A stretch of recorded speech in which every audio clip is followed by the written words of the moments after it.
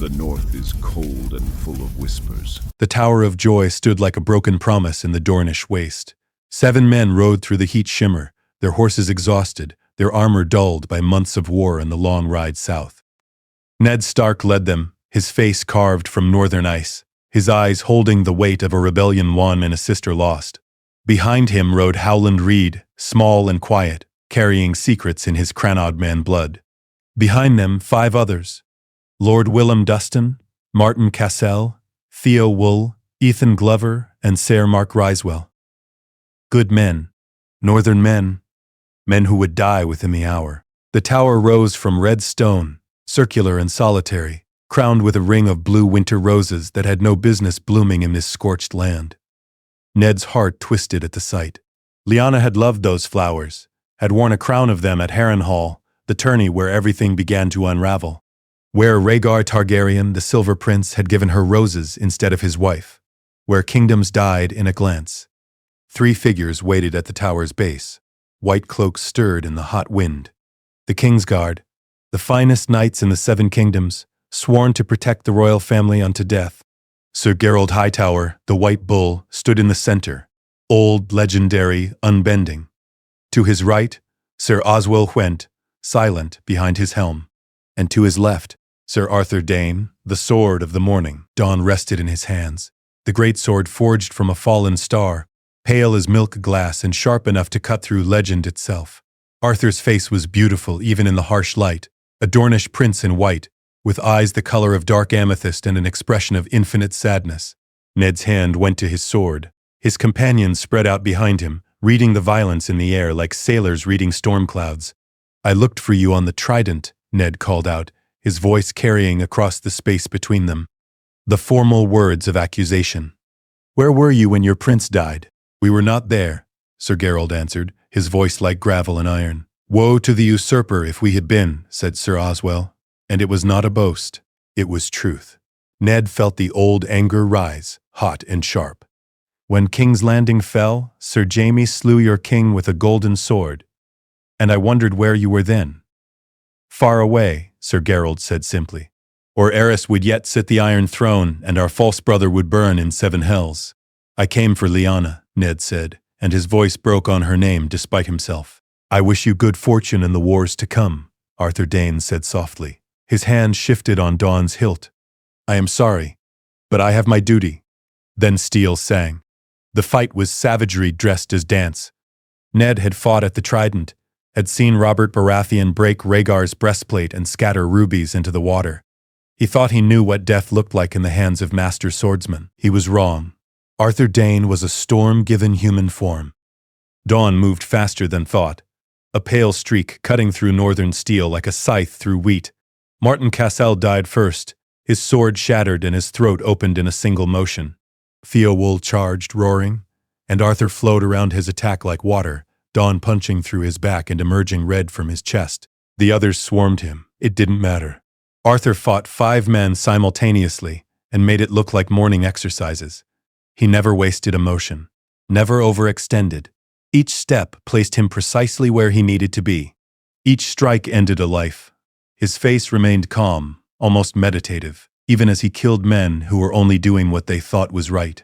"The finest night I ever saw," Ned would think later, in the dark nights, when the memory wouldn't let him sleep. Sir Gerald Hightower and Sir Oswell Went were legends themselves, but Arthur was something more. He was the standard by which all other swordsmen were measured and found wanting. Ned fought through the chaos, his heart hammering, desperate to reach the tower. Lyanna, his companions fell around him like wheat before the scythe. Lord Willem Dustin's chest split open under Oswell Mint's blade. Ethan Glover's head left his shoulders under Gerald Hightower's stroke. Sir Mark Ryswell died with Oswell's sword through his gut. Only Ned and Howland Reed remained, facing 3 legends in white, and Ned knew they were about to die. Arthur came at him like dawn breaking, dawn raised for the killing blow. Ned raised his own blade in desperate parry. The impact shattered his guard, sent him stumbling backward. Arthur pressed forward, relentless, precise. Another strike. Another. Ned's arm screamed. His blade was notched and bent.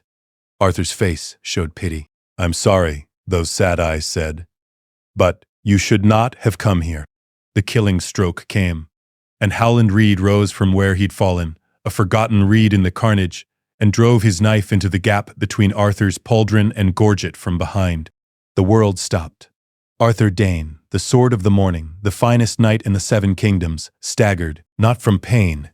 Howland's blade had missed the vital arteries by the breadth of a hair, but from the shock of it, from the betrayal of his body, which was supposed to be untouchable, inviolate. From the reality that honor had rules but survival did not. Dawn fell from nerveless fingers. Ned stood frozen, his notched blade in his hands, staring at the man who had been about to kill him. Arthur Dayne clutched at his neck, blood seeping between his fingers, his eyes wide with surprise and, "Please," his face said, "not like this." Ned should have struck, should have finished it. The man had killed 5 of his friends, 7 of his companions. Justice demanded the killing blow. Mercy demanded it too. Arthur was wounded, bleeding, facing death anyway. Let it be quick. But from the tower above, a sound rose that froze Ned Stark's heart and stopped his hand. A woman's scream. Lyanna, his sister, dying. And mixed with it, a baby's cry. Arthur heard it too. His eyes, glazed with pain, focused on the tower. On the window where blue roses grew, something in his face shifted from the warrior's mask to naked anguish. "Rhaegar's child," he whispered through blood and ruined throat. Not a question. A statement, an explanation. "This is what I gave everything to protect." The 3 Kingsguard, the best knights in the realm, had not defended their king or their prince's other children. They had been here, in this forgotten tower, guarding a secret that had cost them everything. Ned met Arthur's eyes, saw his own choice reflected there. Kill this man who had just slaughtered his friends, or climb those stairs to his dying sister. Vengeance or mercy, justice or family. "Go," Arthur whispered. His hand released his neck, blood flowing freely now. He sank to his knees. "Go to her. Please." Ned went. Lyanna lay in a bed of blood and roses, her skin pale as milk, her dark hair matted with sweat. She had always been fierce, his little sister. The she-wolf who loved to ride and fight and laugh. Now she looked like a ghost wearing Lyanna's face. In her arms, wrapped in blood-stained cloth, a baby wailed. "Ned," she breathed, and the joy in her eyes broke what remained of his heart. "You came. I knew you would." He fell to his knees beside the bed, taking her hand. It was cold, so cold. "Leah, I'm going to get you a maester." "No." She squeezed his hand with what little strength remained. "No time. Listen. You have to listen." The baby's cries intensified. Lyanna shifted, and Ned saw the blood. Too much blood, childbed fever. She was dying, had been dying for hours, had perhaps known she was dying from the moment the baby crowned. "His name is Aegon," she whispered. "Rhaegar. He said the dragon must have 3 heads. He said, our son would be the prince that was promised. The song of ice and fire. You have to protect him, Ned. Robert will kill him if he knows. Promise me. Promise me you'll keep him safe." "I promise." The words came without thought. She was his sister. She was dying. What else could he say? "Raise him as your own. Tell him his mother loved him, that we both did, that we chose this." Her eyes were distant now, seeing something beyond the tower, beyond Dorne, beyond the world. "Promise me, Ned. I promise."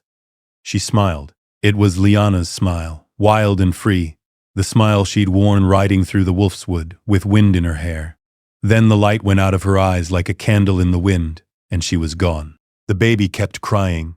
Ned stood there holding his sister's cooling hand, a newborn baby screaming in a dead woman's arms, and understood that he had just agreed to the greatest deception of his life. To claim this child as his bastard, to stain his honor forever, to lie to his wife, his family, his king, to raise another man's son as proof of his own infidelity, all to keep a promise to the dead. He looked down at the baby. Aegon, she'd called him, though that name was ashes now, and saw stark eyes staring back, gray as a winter morning, the only mercy in this horror. The baby's cries drew him back to reality, drew him back to the present. He had to get the child to safety, had to. Howland Reed appeared in the doorway, breathing hard, bleeding from a dozen minor wounds. "Ned. The knight? He's still alive." "Arthur." Ned carefully lifted the baby from Lyanna's arms, his mind racing. Arthur Dayne knew. Had heard Lyanna's scream. Had heard the baby's cry. Had guessed what child this must be. If he lived, if he spoke. But the Kingsguard were men of honor. They kept oaths. If Arthur Dayne swore to stay silent, he would keep that oath, even if it killed him. If Ned descended the stairs with a crying baby in his arms and his dead sister's blood on his hands. Outside, in the red Dornish dust, Arthur Dayne knelt in a spreading pool of his own blood. Sir Gerald Hightower and Sir Oswell Went lay dead nearby. Howland's work, Ned realized distantly. The little Crannog man had killed 2 legends while Ned had been upstairs watching his sister die. Arthur looked up as Ned emerged. His eyes went to the baby. Recognition flashed across his face, followed by something that might have been relief or might have been grief. Aegon, he whispered. No, Ned said flatly. Jon. His name is Jon. Jon Snow. My bastard son. Arthur's eyes widened slightly. Then, remarkably, he smiled. Blood stained his teeth. A lie to protect the truth. Your sister chose a good man to be her son's shield. She chose poorly, Ned said bitterly. I wasn't here. I didn't save her. You came. That's what mattered. Arthur coughed, and blood bubbled on his lips. The boy, he's Rhaegar's heir. The rightful king, he's a baby who will be murdered in his cradle if Robert learns what he is. Ned interrupted. There are no rightful kings anymore. There's only a man with a warhammer who won't stop until every Targaryen is dead. Arthur was silent for a long moment, his hand pressed to his neck, trying to stem blood that wouldn't stop flowing. Ned could see him thinking, calculating, choosing. Let me die, Arthur said finally. Tell the realm you killed me. Build me a cairn here, with my brothers. Let the sword of the morning rest in Dorne. And let Jon Snow grow up far from Robert's eyes, far from the throne, far from the wars to come. It made sense. It was clean. It would work. But Ned Stark looked at this dying knight who had killed his friends and saw something that gave him pause. Arthur Dayne had not served the Mad King. He had served Rhaegar, had stood by his friend even when that loyalty cost him everything, had been willing to die for a baby he'd never seen, simply because that baby was his prince's son. And Lyanna had loved Rhaegar, had chosen him, had died giving birth to his child. If Arthur had been here, guarding her, perhaps he had been the only friend she'd had in these last terrible months. Dawn, Ned said abruptly. Where is it? Arthur's eyes flickered to where the pale sword lay in the dust, a few feet from his hand. It goes back to Starfall. Only a Dane, worthy of the name, can wield it. Then someone will need to return it, Ned said slowly. An idea was forming. A terrible, dangerous idea. Someone will need to survive to take Dawn back to House Dayne. Arthur stared at him. Understanding dawned like the sword's namesake. You're mad. I'm keeping my promise, Ned said. To Lyanna. To keep her son safe. And you swore a vow to protect that child with your life. Your death serves no one. Your life, your sword, your skills, those could protect him in ways I cannot. Robert thinks you're dead. The realm thinks you're dead. Let them keep thinking it. Ned's mind was racing now, seeing the pieces fall into place. I'll build the cairns. 7 graves for 7 men. I'll take Dawn to Starfall and tell them Arthur Dayne died defending his prince's last command. And you'll vanish. Take a new name. A new life. Come north in time, when the boy is old enough. Teach him what you know. Keep him alive. Dad, why? Arthur's voice was barely a whisper. Why would you spare me? I killed your men, your friends. Ned looked at the baby in his arms. Jon. Not Aegon. Never Aegon. Just Jon, a bastard who would grow up thinking he was Ned Stark's shame, never knowing he was a king's son protected by a king's guard. Because Lyanna asked me to keep him safe, Ned said quietly. And I think she would have wanted the best swordsman in the 7 kingdoms guarding her son's back when I'm not there to do it myself. Arthur Dayne closed his eyes. When he opened them again, they were wet. I swear it, by the 7, by the old gods and the new, by the dawn. I will protect Rhaegar's son. I will guard him with my life. I will see him grow to manhood and teach him what I know. Until my death or his. This I swear. Then we have an accord. Ned turned to Howland Reed, who had been standing silent witness to this insanity. "Can you save him?" Howland looked at Arthur's wound, at the blood still seeping through the knight's fingers. The blade missed the artery. "Barely. If I can stop the bleeding, clean the wound, if infection doesn't set in, perhaps. But he'll bear the scar forever." "I'll bear worse if I fail my vow," Arthur said. He looked at Ned with those sad, beautiful eyes. "Thank you. You're a better man than I deserve." "We're both doing what we must," Ned said. He looked down at baby Jon, who had finally stopped crying and was staring up at him with those impossibly gray eyes. "For this child. For a dead woman's last wish. That's all." But as he spoke the words, Ned Stark knew he had just changed the course of history. In sparing Arthur Dayne's life, in binding the Sword of the Morning to his nephew's service, he had set in motion something that might save the boy, or damn them all. 15 years later, Winterfell, Jon Snow woke in darkness to the sound of his own breath misting in frozen air. For a moment he didn't move, just lay there in his narrow bed in the servants' quarters near the armory, not the family quarters, never the family quarters, and listened to Winterfell wake around him. The castle was vast, 8 centuries of Stark kings built layer upon layer, and it made its own music at dawn. The creak of old wood, the whisper of wind through arrow slits, the distant clang of the smithy where Mikken was already at work. Home. The only home he'd ever known. The only home he'd ever have. He rose, dressed in the dark by practiced routine. Wool breeches, leather vest, a fur-lined tunic against the cold that seeped into everything north of the neck. His boots were new, Lord Stark had insisted, though Lady Catelyn had argued against wasting good leather on a bastard. He tried not to think about that argument, overheard through thin walls. Tried not to think about the way Lady Catelyn's eyes skimmed over him like he was furniture, or worse, like he was stain that wouldn't wash clean. At least Lord Stark had won. The boots fit perfectly.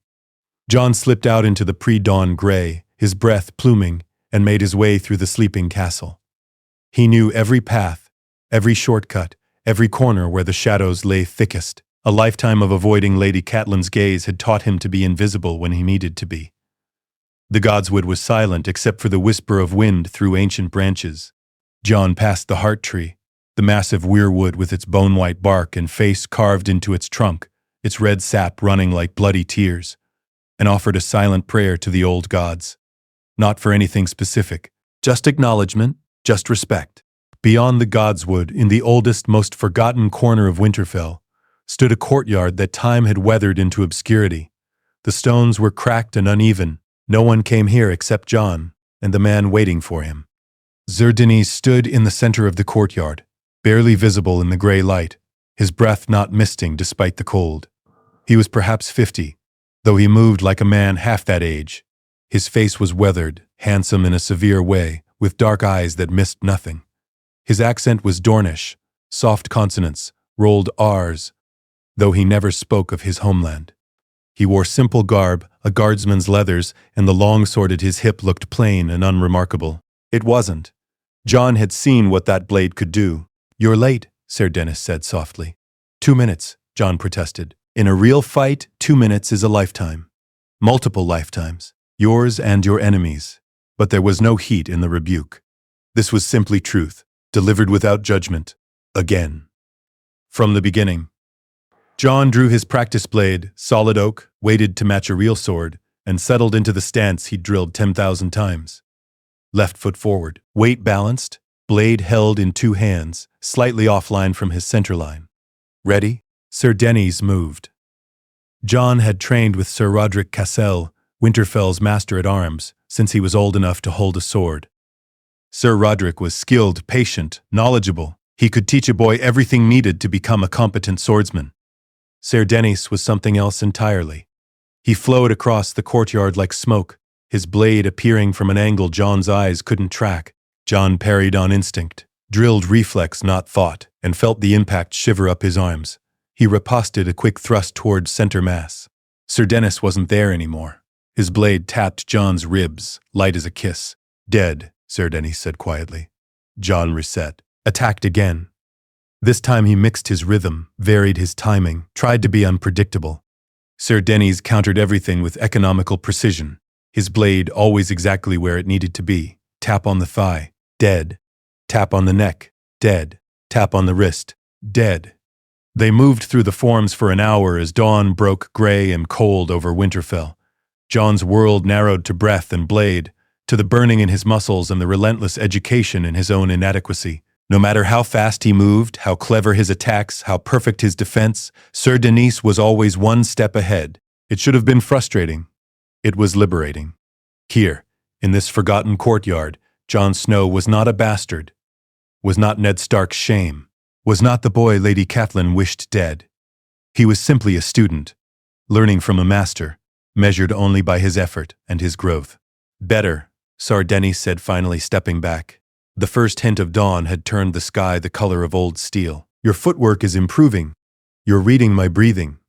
I still can't hit you, Jon panted. You're 14. I've been doing this since before you were born.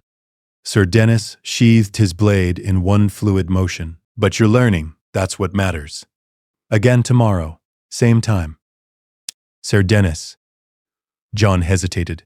He'd been training with this man for 6 years now, since he was 8 years old, and he still knew almost nothing about him, where he'd come from, why he'd appeared at Winterfell, why he'd chosen Jon to teach. Can I ask something?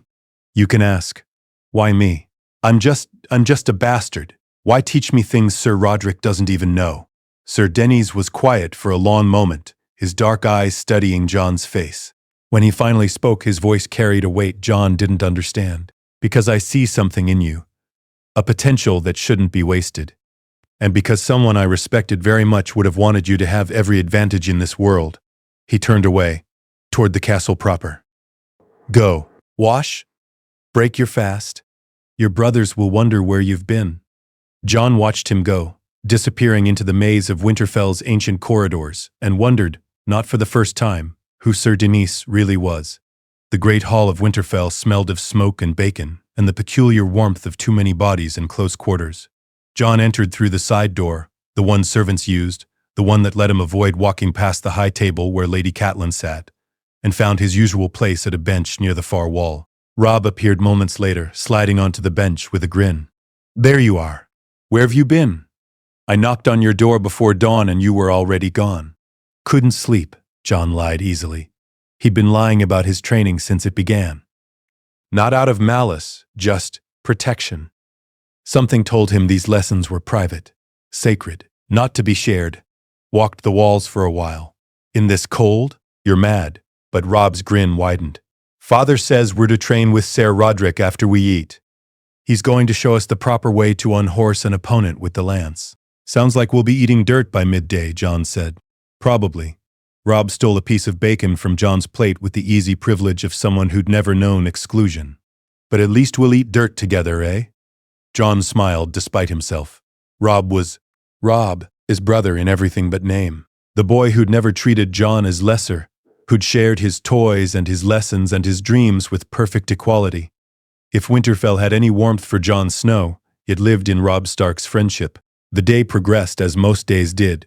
Training with Sir Roderick, who was, as predicted, ruthless with the Quintain. And both boys indeed ate considerable dirt. Lessons with Maester Luwin on history and letters. Jon noticed the way Lady Catelyn appeared during the lessons, checking on her children, and how her eyes slid over Jon like he was furniture. He was used to it. That didn't make it hurt less. That night, after the castle had settled into its evening rhythms, Jon found himself in the library. It was a small room by Southern standards, tucked into one of the older towers, but it held generations of accumulated knowledge. Maester Luwin had taught him to love books, the only place where his birth didn't matter, where words on pages treated bastards and lords with equal respect. He was deep in a text on the history of the Targaryen kings when a voice spoke from the doorway. Interesting choice. Jon jerked around. Sir Denys stood there so quiet Jon hadn't heard him approach. The knight's eyes were fixed on the book's title, The Lives of Four Kings, a history of Aegon and his sons. I'm sorry, Jon started to stand to offer some explanation. Don't apologize for learning. Sir Denys moved into the room, his movements liquid and precise. The Targaryens? Does their history interest you? Jon hesitated. Admitting interest in the fallen dynasty felt dangerous somehow. King Robert had won his throne by killing the last dragon prince. Saying you found Targaryens fascinating felt like treason. They ruled for 300 years. They conquered the 7 kingdoms with 3 dragons. It's just history. History. Sir Denys picked up the book, flipping through pages with careful fingers. Tell me what you know of Rhaegar Targaryen. The name sent a chill through Jon. Rhaegar. The prince who'd kidnapped Lyanna Stark, Jon's aunt. Who'd started the war that killed tens of thousands. Who'd died at the Trident under Robert Baratheon's warhammer. He was the Mad King's son. He kidnapped Lord Stark's sister. Father and Robert fought a war to get her back. Robert killed him. The words came out flat, recited. Safe. Is that the truth? Or is that the story people tell? Jon frowned. What's the difference? Everything. Sir Dayne set the book down carefully. History is written by the victors, Jon Snow. King Robert won his throne. His historians write his history. But the truth is more complicated. Rhaegar Targaryen was a man. Brilliant, melancholy, obsessed with prophecy. By all accounts, he was nothing like his father. Those who knew him said he would have been a great king, but we'll never know, will we? Because he made choices, right or wrong. And those choices ended with a warhammer through his chest. Jon didn't know what to say to that. He'd never heard anyone speak of Rhaegar as anything but a villain, a monster who stole women and started wars. Why are you telling me this? Sir Denys looked at him for a long moment. When he spoke, his voice was soft, almost sad. Because the world is not made of heroes and villains. It's made of people who do the best they can with impossible choices. And someday, Jon Snow, you'll face impossible choices of your own. When that day comes, I want you to remember that there's always more to the story than the simple version. He left Jon alone with the book and thoughts that wouldn't settle. The years blurred together after that. A succession of dawns in the forgotten courtyard, of steady improvement, of skills accumulating like snow in a long winter. Jon grew taller, his shoulders broadening, his hands developing the calluses of a swordsman. 14 became 15, became 16. The training evolved. Where once Sir Denys had focused on pure technique, footwork, blade work, the mechanics of combat, now he taught deeper principles. What makes a great swordsman? Sir Denys asked one morning, as Jon stood panting after a particularly brutal sparring session. Skill? Jon hazarded. Anyone can develop skill with enough practice. What else? Speed? Strength? Helps. But I've known small men who could defeat giants, slow men who killed fast ones. Try again. Jon thought about the fights he'd witnessed, the stories he'd heard. About Sir Arthur Dayne, the legendary Sword of the Morning, who'd been Lord Stark's friend, and whom everyone said was the finest knight of his generation. About Sir Barristan Selmy, still alive and legendary. About the warriors whose names lived in songs. Understanding, he said slowly. Knowing not just how to fight, but why. Understanding your opponent. Sir Denys smiled, a rare thing, precious as gold. In combat, you're not fighting a technique, you're fighting a person. A person with thoughts, fears, habits, weaknesses. Learn to read those things, and you can defeat opponents who are faster and stronger than you. How observation, every fighter has a tell. A breath they take before attacking. A shift of weight when they're about to retreat. An angle they favor. Most swordsmen never learn to see these things because they're too focused on their own actions. You must learn to see your opponent more clearly than you see yourself. Jon absorbed this. Over the following weeks, Sir Denys taught him to fight with his eyes as much as his blade, to watch breathing patterns, to notice which foot an opponent weighted more heavily, to read the micro-expressions that preceded attack or defense. And slowly, incrementally, Jon began to land touches on his teacher. Not often, perhaps once in 50 exchanges, but once was infinity more than never. The first time Jon's practice blade tapped Sir Denys's ribs, a clean hit, undeniable, the knight stopped.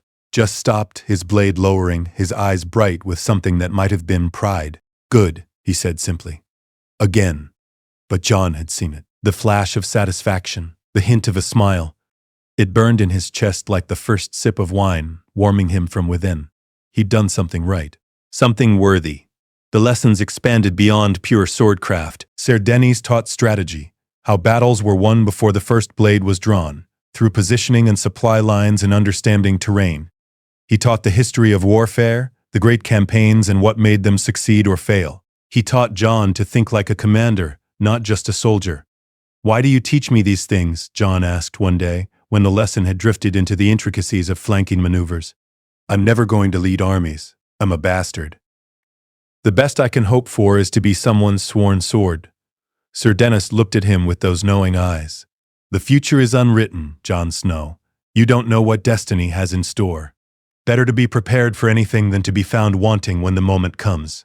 It was the closest he'd ever come to suggesting Jon might be more than he appeared.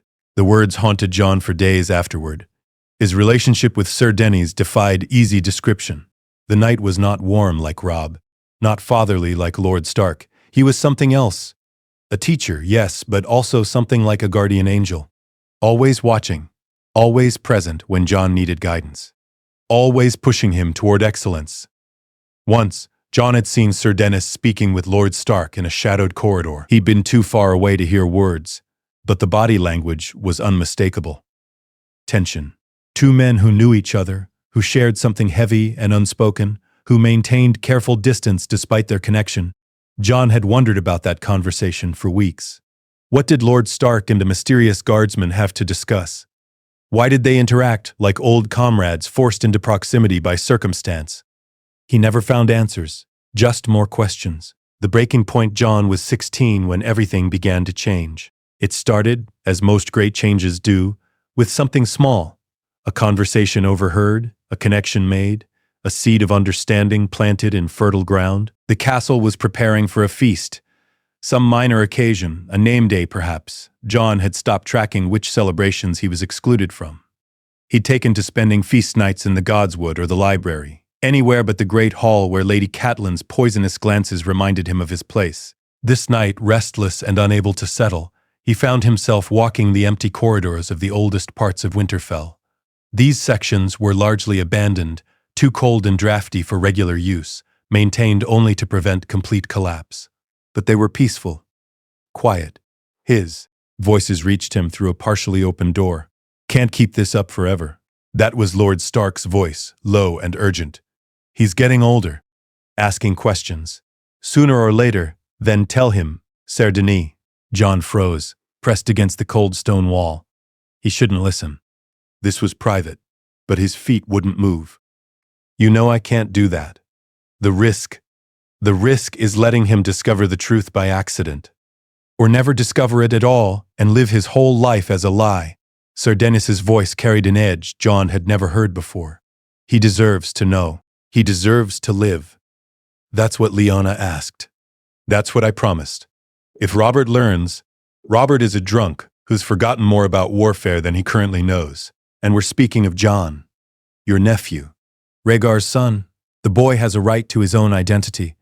Silence. Jon's heart hammered so hard he was certain they'd hear it through the wall. Rhaegar's son. His mind couldn't process the words, couldn't arrange them into meaning. "Not yet," Lord Stark said finally, his voice heavy with grief. "Not while Robert lives, not while the secret could kill him. He's safer as my bastard than as a Targaryen prince." "Is he? Look at him, Ned. Look at what Catelyn's hatred has done. The boy thinks he's worthless, thinks he's a stain. He's brilliant and brave and talented, and he carries shame like a second skin. Is that safety, or is that just a different kind of death? I'm doing what I must. What I promised. You're doing what's easiest. There's a difference." The sound of footsteps. Jon pressed himself into a doorway as Lord Stark passed, his face carved from northern granite, his eyes bleak as a winter sky. Sir Denys followed moments later, his expression unreadable. Jon waited until their footsteps faded. Then he slid down the wall, his legs suddenly unable to support him, his mind reeling. Rhaegar's son, not Ned Stark's bastard. Not the product of some forgotten dalliance during the war. But the son of the Dragon Prince. The son of the man who'd allegedly kidnapped Lyanna Stark. The son of the man King Robert had killed at the Trident. Which meant Ned Stark was not his father. Meant the shame he'd carried his whole life was a lie. Meant everything he thought he knew about himself was fiction. Which meant Lyanna Stark was his mother, the aunt he'd never known. The woman whose tomb stood in the crypts beneath Winterfell. The woman who'd died for love, according to the songs. His mother. And Rhaegar Targaryen was his father. The prince, The dragon. The man whose memory King Robert still cursed in his cups. Jon sat in the dark corridor until his body went numb from cold, trying to reconcile the life he'd lived with the truth he'd just learned. He was not Jon Snow, Ned Stark's bastard. He was... Who was he? The answer wouldn't come. Just more questions. Had Rhaegar kidnapped Lyanna, or had she gone willingly? Had Lord Stark lied to protect him, or to protect his own reputation? Was Sir Dennis involved somehow? The mysterious knight who'd appeared at Winterfell when Jon was 8, who'd trained him in secret, who seemed to know far more than he should? Too many questions. Too few answers. Jon made his way back to his chambers in a daze. Sleep was impossible. He lay in darkness, staring at the ceiling, his mind churning. At some point he made a decision. He would not confront Lord Stark. Not yet. He would not demand answers. Not while the questions were still forming. Instead, he would watch. Listen. Learn. And when the time was right, when he'd gathered enough pieces to see the whole picture, then he would ask for the truth. Until then, he would be Jon Snow. Ned Stark's bastard. The boy with no future. The stain on northern honor, and in the pre-dawn hours in a forgotten courtyard he would be something else. A student, a warrior in training. A boy learning from a master whose identity was perhaps the biggest mystery of all. Because if Jon was Rhaegar's son, if Lord Stark had lied for 16 years to protect him, then who was Sir Denys? And why did he care so much about Jon's training? The answer tickled the edge of Jon's consciousness like a half-remembered dream. A name from the history books. A legend from the songs. A knight so skilled that his name became synonymous with swordcraft itself. But that was impossible. That man had died at the Tower of Joy. Had died protecting... Protecting what? Protecting whom? Jon closed his eyes and tried to sleep, but sleep wouldn't come. Just questions. Just the growing certainty that his entire life was about to change in ways he couldn't yet imagine. In the darkness, Ghost stirred from his place at the foot of the bed. The direwolf's red eyes glowed like embers as he looked at his master, sensing the turmoil in Jon's heart. Ghost padded up the bed and pressed his great white head against Jon's chest, offering wordless comfort. Jon buried his fingers in Ghost's thick fur and tried not to think about dragons and princes and the weight of secrets that could crush a boy who'd never asked to be anything more than he appeared. Tomorrow he would return to the courtyard, would train with Sir Denys, as he'd trained for 8 years. Would pretend nothing had changed, but everything had changed. The world had shifted on its axis, and Jon Snow, whoever Jon Snow really was, would never see it the same way again. The unspoken truth, the days after the revelation, moved like a fever dream. Jon went through his routines, breaking his fast with Robb, training with Sir Roderick, studying with Maester Luwin. But everything felt distant, unreal, like watching someone else live his life. The only thing that anchored him was the pre-dawn training with Sir Denys.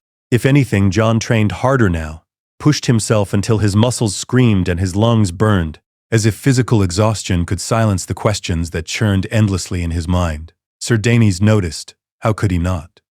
But said nothing, simply matched Jon's intensity and raised it further. 3 weeks after overhearing the conversation Jon finally broke, they'd been sparring for nearly 2 hours. Jon's practice blade felt like lead in his hands, his footwork sloppy from fatigue. Sir Denys pressed the attack relentlessly, his own blade a blur of controlled aggression. Jon parried desperately, gave ground, parried again. His back hit the courtyard wall. Sir Denys's blade stopped a finger's width from Jon's throat. Dead, the knight said quietly. Jon exploded. He batted the practice blade aside with more force than necessary and hurled his own weapon across the courtyard. It clattered against stone, the sound obscenely loud in the pre-dawn silence. I can't.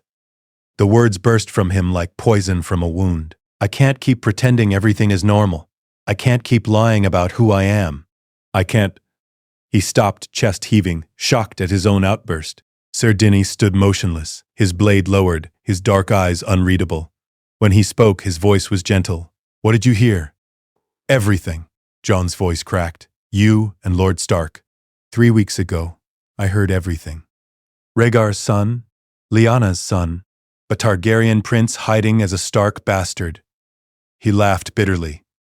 Gods, my whole life is a lie. Sir Denys was quiet for a long moment. Then he carefully set his blade down, crossed to where Jon stood trembling against the wall, and placed a hand on his shoulder. The touch was warm, solid, real. "Your life is not a lie," he said firmly.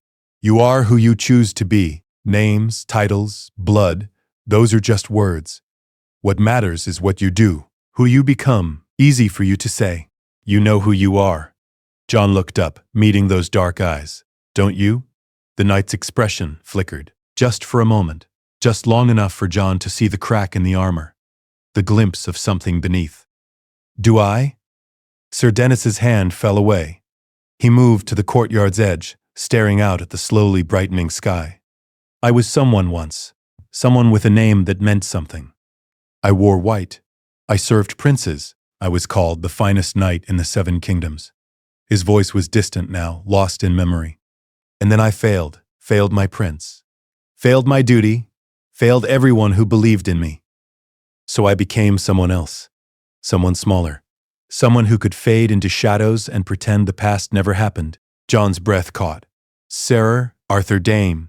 The knight's shoulders stiffened. For a heartbeat, Jon thought he'd deny it, would deflect or lie or simply leave.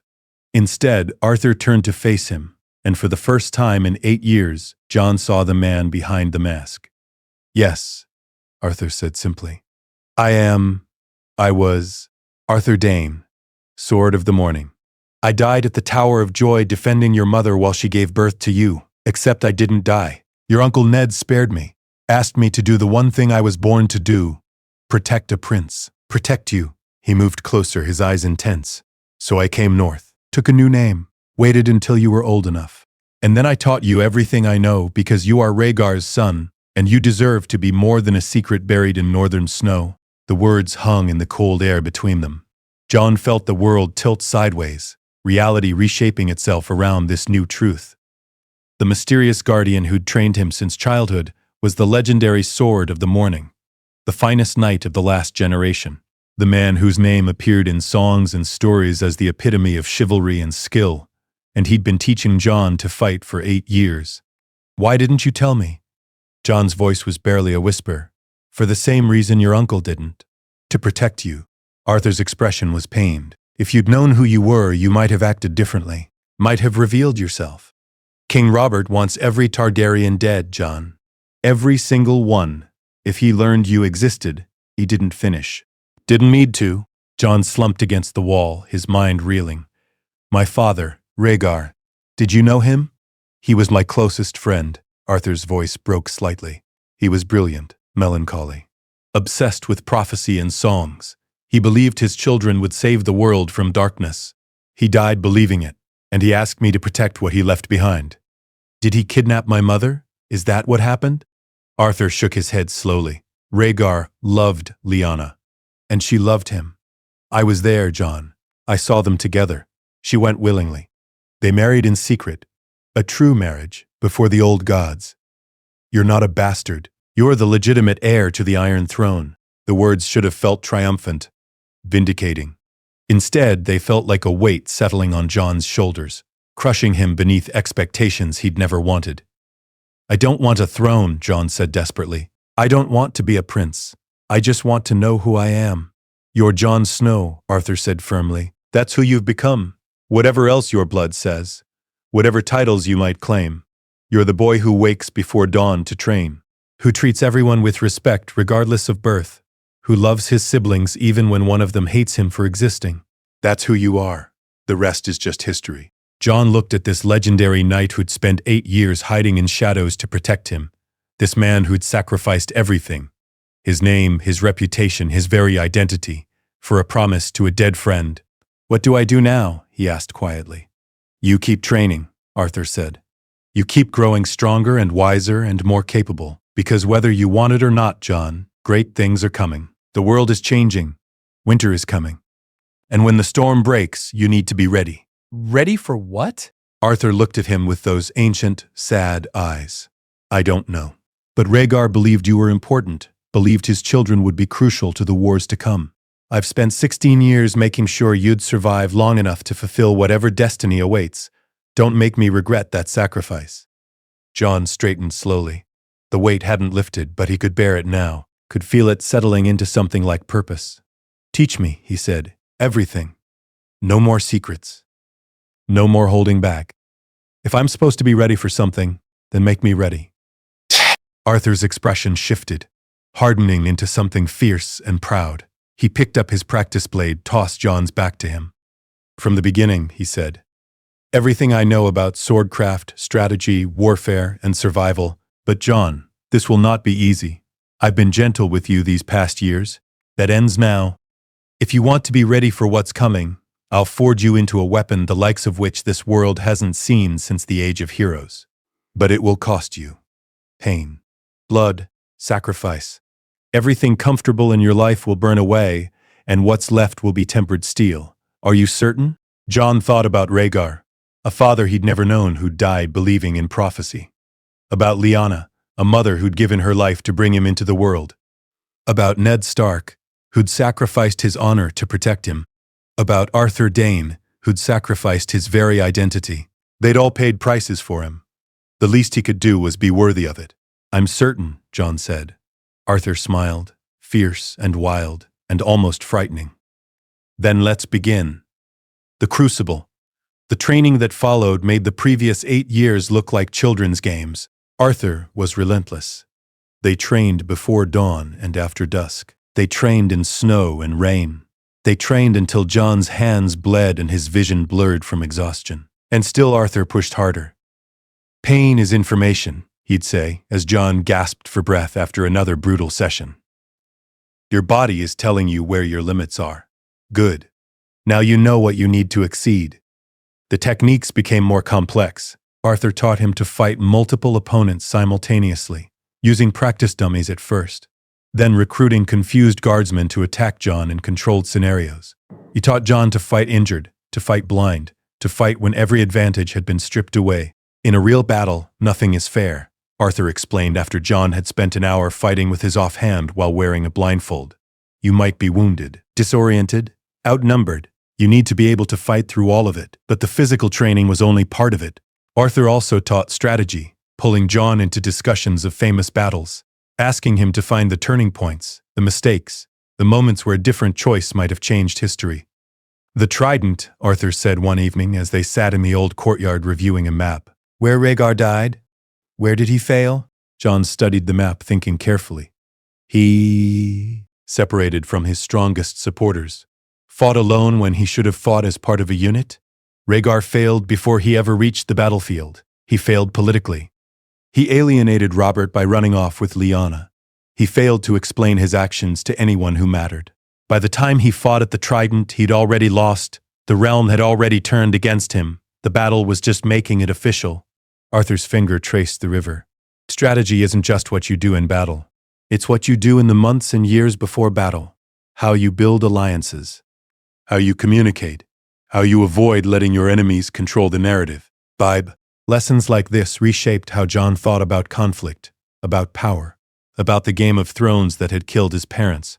The revelation of his parentage changed other things too. Jon began paying attention to politics in ways he never had before. He listened when lords visited Winterfell, cataloging their alliances and grudges. He studied the maps in Maester Luwin's library, learning the geography of power, which houses controlled which regions, where resources flowed, who hated whom. Why am I learning this? He asked Arthur one day. I told you I don't want the throne. The throne doesn't care what you want, Arthur replied. You exist. You have a claim. That makes you a piece on the board whether you like it or not. Better to understand the game than be blindsided by it.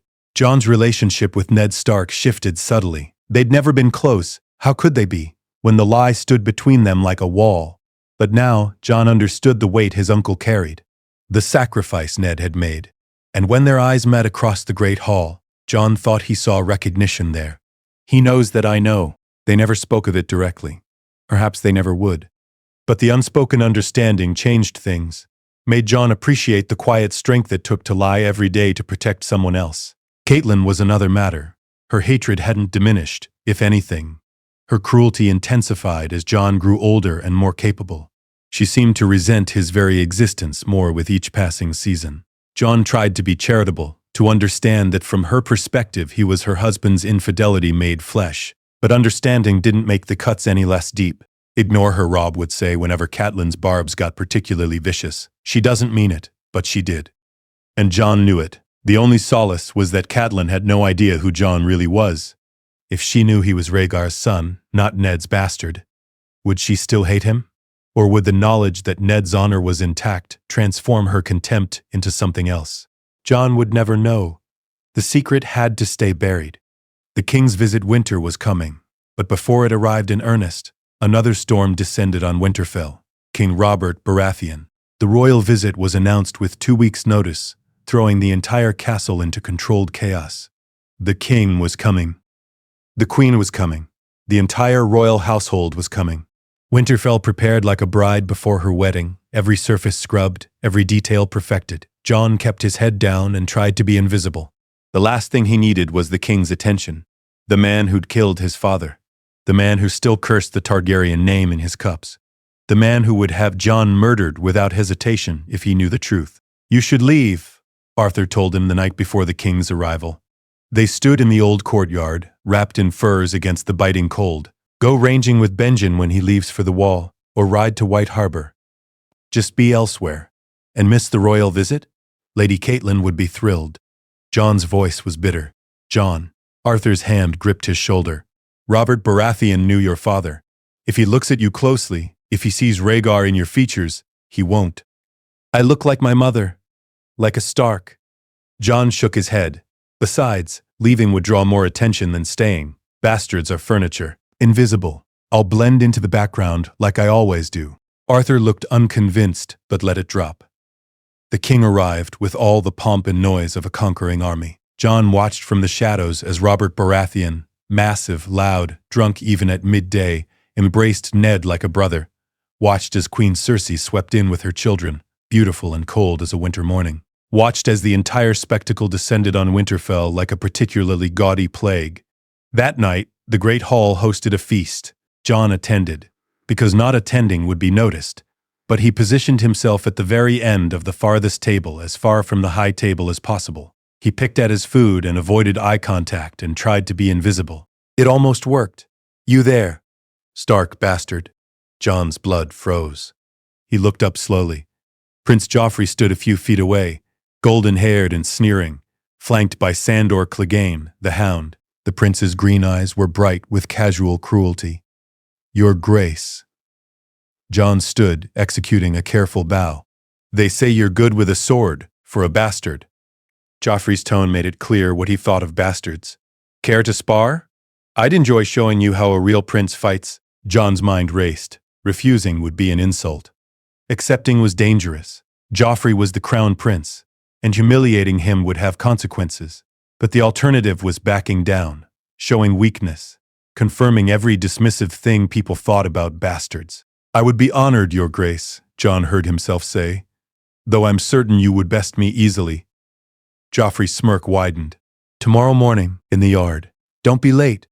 He swept off, the Hound trailing behind. Jon sat down slowly, his appetite completely gone. "That was stupid," Robb hissed from across the table. "Joffrey's a little shit. He'll humiliate you just for sport." "Probably," Jon agreed. His mind was already working through the problem. Joffrey would be skilled. He'd have the finest tutors in King's Landing. He'd also be arrogant, unused to real opposition. If Jon held back, fought defensively, let Joffrey think he was winning right up until... No. That was dangerous. Joffrey was vindictive. Showing him up would create an enemy Jon couldn't afford. But throwing the fight felt like betraying everything Arthur had taught him. Be excellent, even when no one's watching, especially when no one's watching. That night, Jon sought out Arthur in the old courtyard. "I need advice," he said, and explained the situation. Arthur listened in silence. When Jon finished, the night was quiet for a long moment. "This is a test," he said finally. "Not of your swordcraft. Of your judgment. Tell me, Jon, what's the right move?" Jon thought carefully. "Win, but make it look like luck. Give Joffrey the illusion of superiority, while demonstrating enough skill that he doesn't feel completely unchallenged. Let him think he's better than he is, but not so obviously that he realizes I'm patronizing him." Arthur's expression was unreadable. "And why would you do that?" "Because Joffrey is the future king. Making an enemy of him would be stupid. but showing weakness would invite more abuse. The path between those extremes is narrow, but it exists. And what if there was no path? What if winning meant making an enemy, and losing meant betraying everything you've worked for? Jon met his teacher's eyes. Then I'd choose what I could live with. And I think I could live with making an enemy more easily than I could live with betraying myself. Arthur smiled. That rare, precious expression that meant Jon had understood something important. Good, he said simply. Remember that.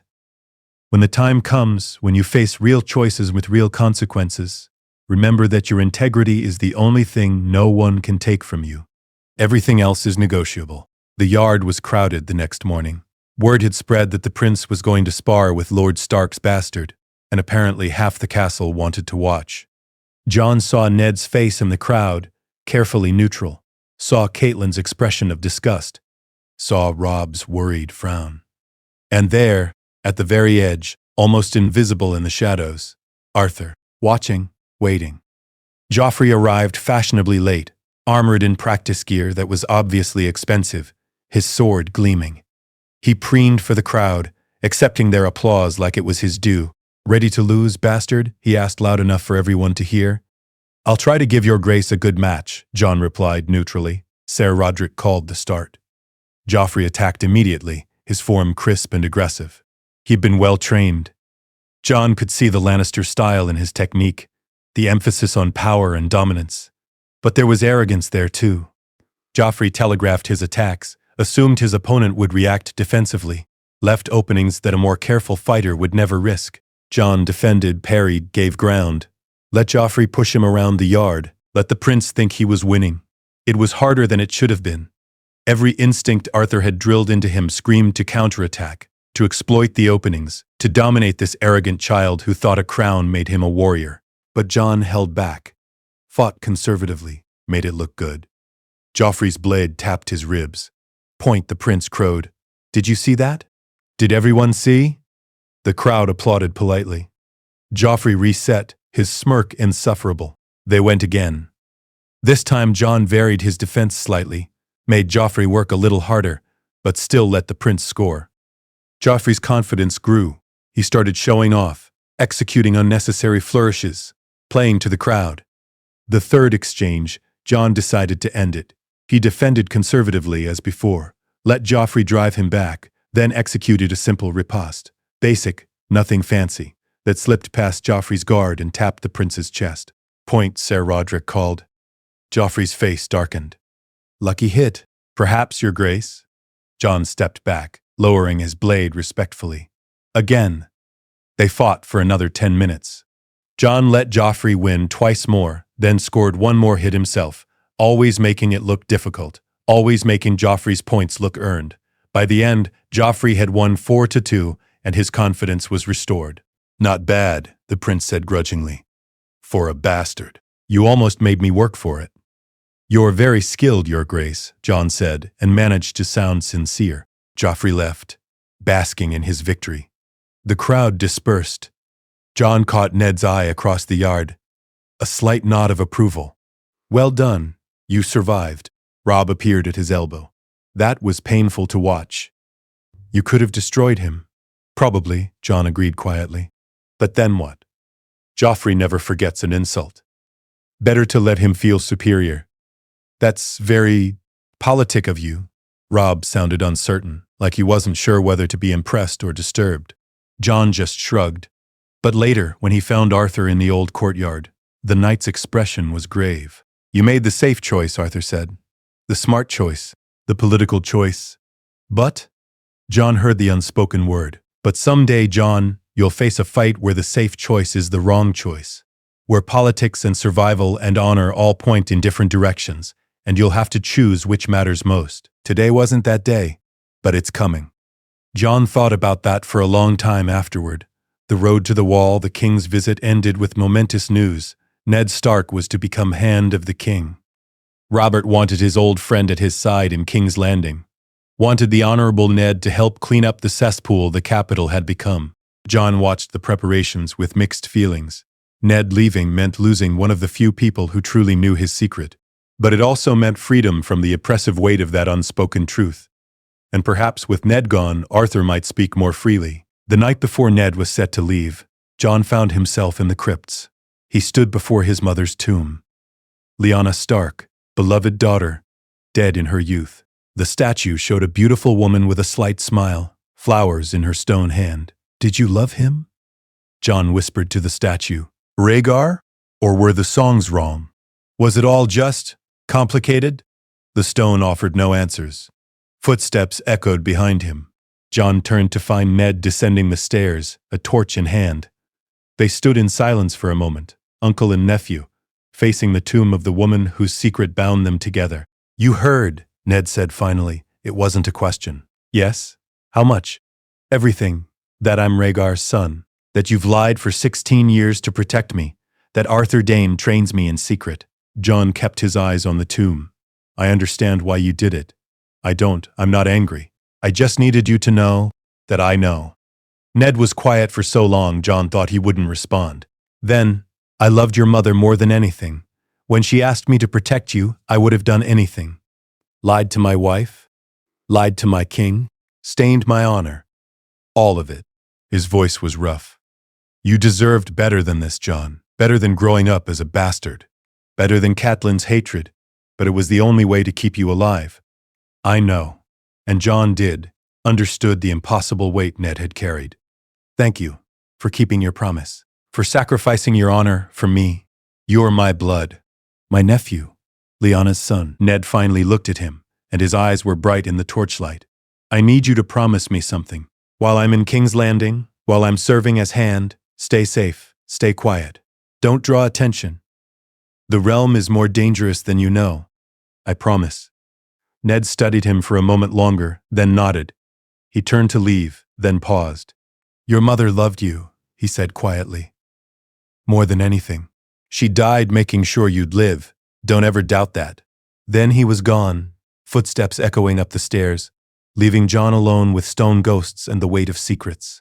Jon made his own decision that night. He'd been considering it for weeks, ever since the king's visit made him realize how dangerous his position truly was.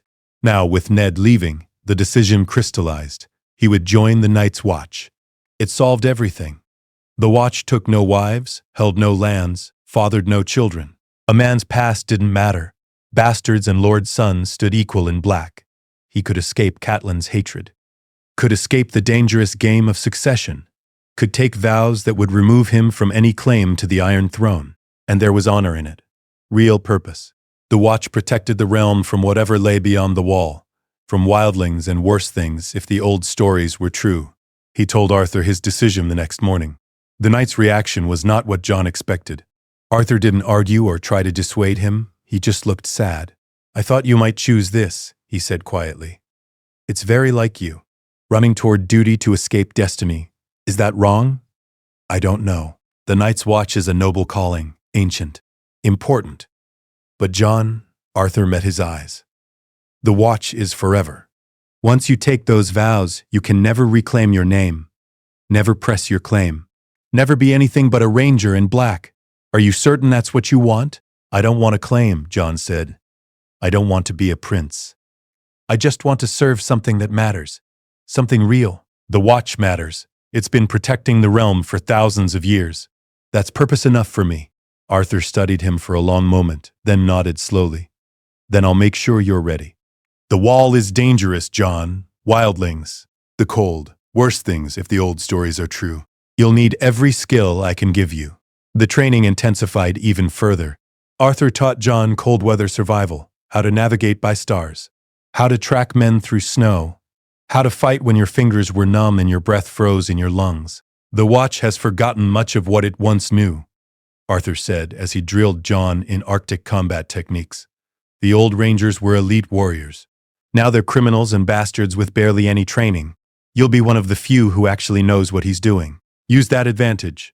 The day Benjen Stark prepared to return to the Wall, Jon approached him and asked to go along, to join the Watch, to take the Black. Benjen's reaction was measured. "It's a hard life, Jon. Harder than you can imagine. You're young. You could still—" "I've made my choice, Uncle." Benjen studied him, then nodded. "Very well. We leave at dawn. Say your goodbyes tonight." Jon's farewells were brief. Robb embraced him fiercely, made him promise to write. Arya cried, which made Jon's chest ache. Bran looked sad in that solemn way of his. Rickon didn't really understand that Jon was leaving for good. Catelyn didn't say goodbye. Just watched from a window as Jon gathered his meager possessions, her face carved from ice. The last person Jon saw before leaving was Arthur. They met in the old courtyard one final time, before dawn, in the place where they'd trained for 8 years. Arthur handed Jon a wrapped bundle. "Open it when you reach the wall," he said. "And remember everything I've taught you. Not just the sword work. All of it. The strategy, the politics, the understanding that the world is complicated and honor alone won't save you." "Will I see you again?" Jon asked. Arthur's smile was sad. "Perhaps." "The world is strange, Jon Snow. People thought I died 16 years ago, yet here I stand. Who knows what the future holds?" They gripped forearms in the warrior's clasp. Arthur pulled Jon into a brief embrace, the first physical affection he'd shown in all their years together. "I'm proud of you," he said quietly. "Rhaegar would be proud of you. Your mother would be proud. You've become everything I hoped and more. Whatever comes, whatever destiny has in store, face it with the courage and honor you've shown these past years." Then he stepped back, and Jon saw moisture in the legendary knight's eyes. "Go," Arthur said, "before I change my mind and drag you back here to train for another decade." Jon went. Castle Black the Wall was like nothing Jon had ever imagined. He'd heard descriptions. A barrier of ice 700 feet high, stretching across the north like a frozen snake.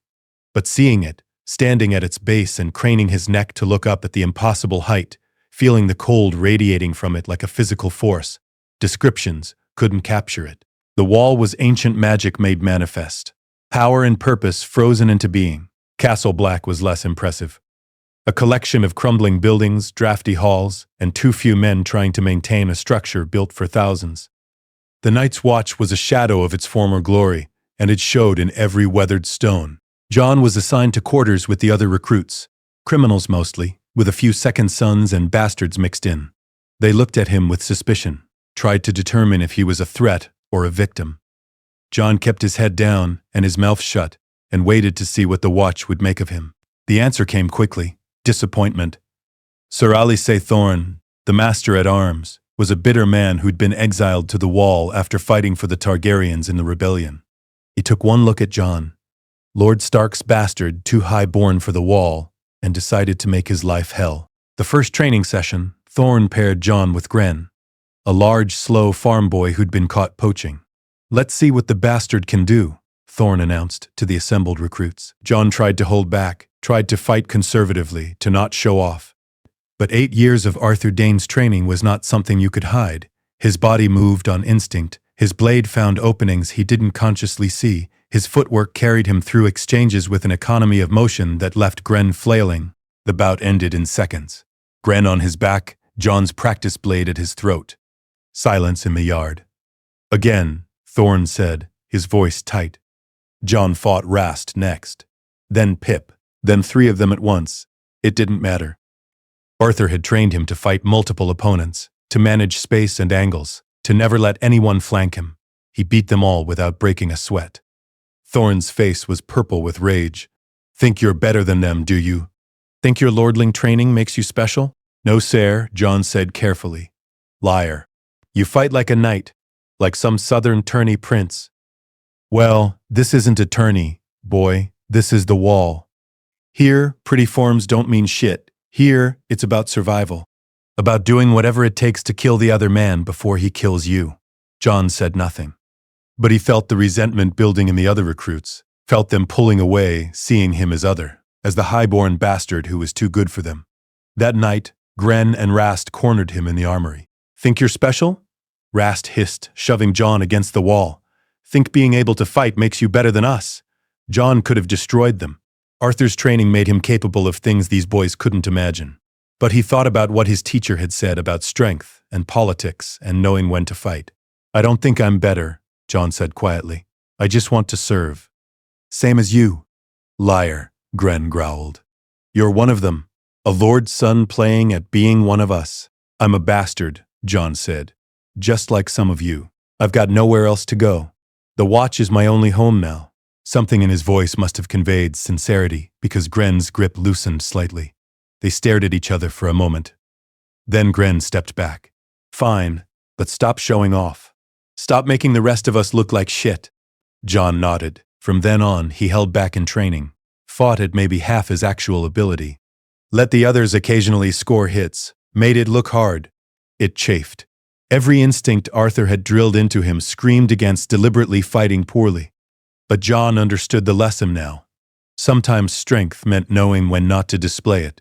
He made friends slowly. Gren, once past his initial resentment, proved to be loyal if not bright. Pip was quick-witted and funny. Sam arrived later, a fat, terrified boy who'd been bullied by his father into taking the black. Jon took him under his wing, taught him how to survive, earned Sam's eternal loyalty. At night, alone in his cell, Jon opened the bundle Arthur had given him. Inside was a book, a manual of sword techniques, written in an elegant hand. The dedication read, "For Jon Snow, who proved that bloodlines matter less than dedication. May these forms serve you in the darkness to come." Jon studied the book like scripture, practiced the forms in private, kept improving even as he pretended to plateau. And slowly he began to understand the Watch in ways the other recruits didn't. The Night's Watch was broken, criminally undermanned, led by aging rangers who'd forgotten half of what they once knew. The recruits were criminals and outcasts with barely any training. The castles along the wall were crumbling. The entire institution was dying. But it didn't have to. Jon began to see what could be done. How to rebuild, how to train men properly, how to restore the Watch to something approaching its former effectiveness. It would take time, years, maybe decades, but it was possible. First, though, he had to survive long enough to make a difference. Beyond the wall, Jon took his vows in the godswood, before the heart tree, speaking the words in front of the old gods. "Night gathers, and now my watch begins. It shall not end until my death. I shall take no wife, hold no lands, father no children. I shall wear no crowns and win no glory." The words felt right, final, like closing a door on one life and opening another. He was no longer a Stark bastard or a secret Targaryen. He was Jon Snow of the Night's Watch. Nothing more, nothing less.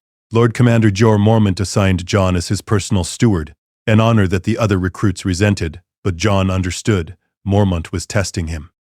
Watching him, deciding if this boy could be more than just another ranger. Jon learned the wall's politics, the rivalries between officers, the supply problems, the constant struggle to maintain readiness with too few men and too little support from the south. He listened when Mormont discussed strategy with his officers, absorbing everything. And at night he trained, in the frozen yards where no one could see, practicing Arthur's forms, keeping his skills sharp. The dead man came in the night. Jon woke to screaming, rushed from his quarters to find chaos. A corpse, supposedly dead for days, animated and violent, moving with unnatural strength, its eyes glowing blue like frozen stars. Jon's training saved him. When the thing attacked, his body moved on instinct. Arthur's forms, Arthur's footwork. He grabbed a lantern, used fire as a weapon. The thing burned, finally dying in a way that felt permanent.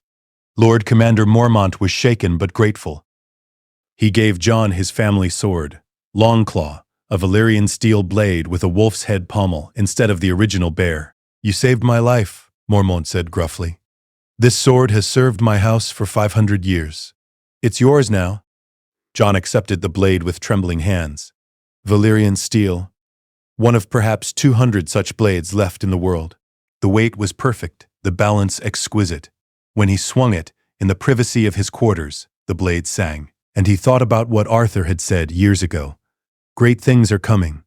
The dead man should have been impossible.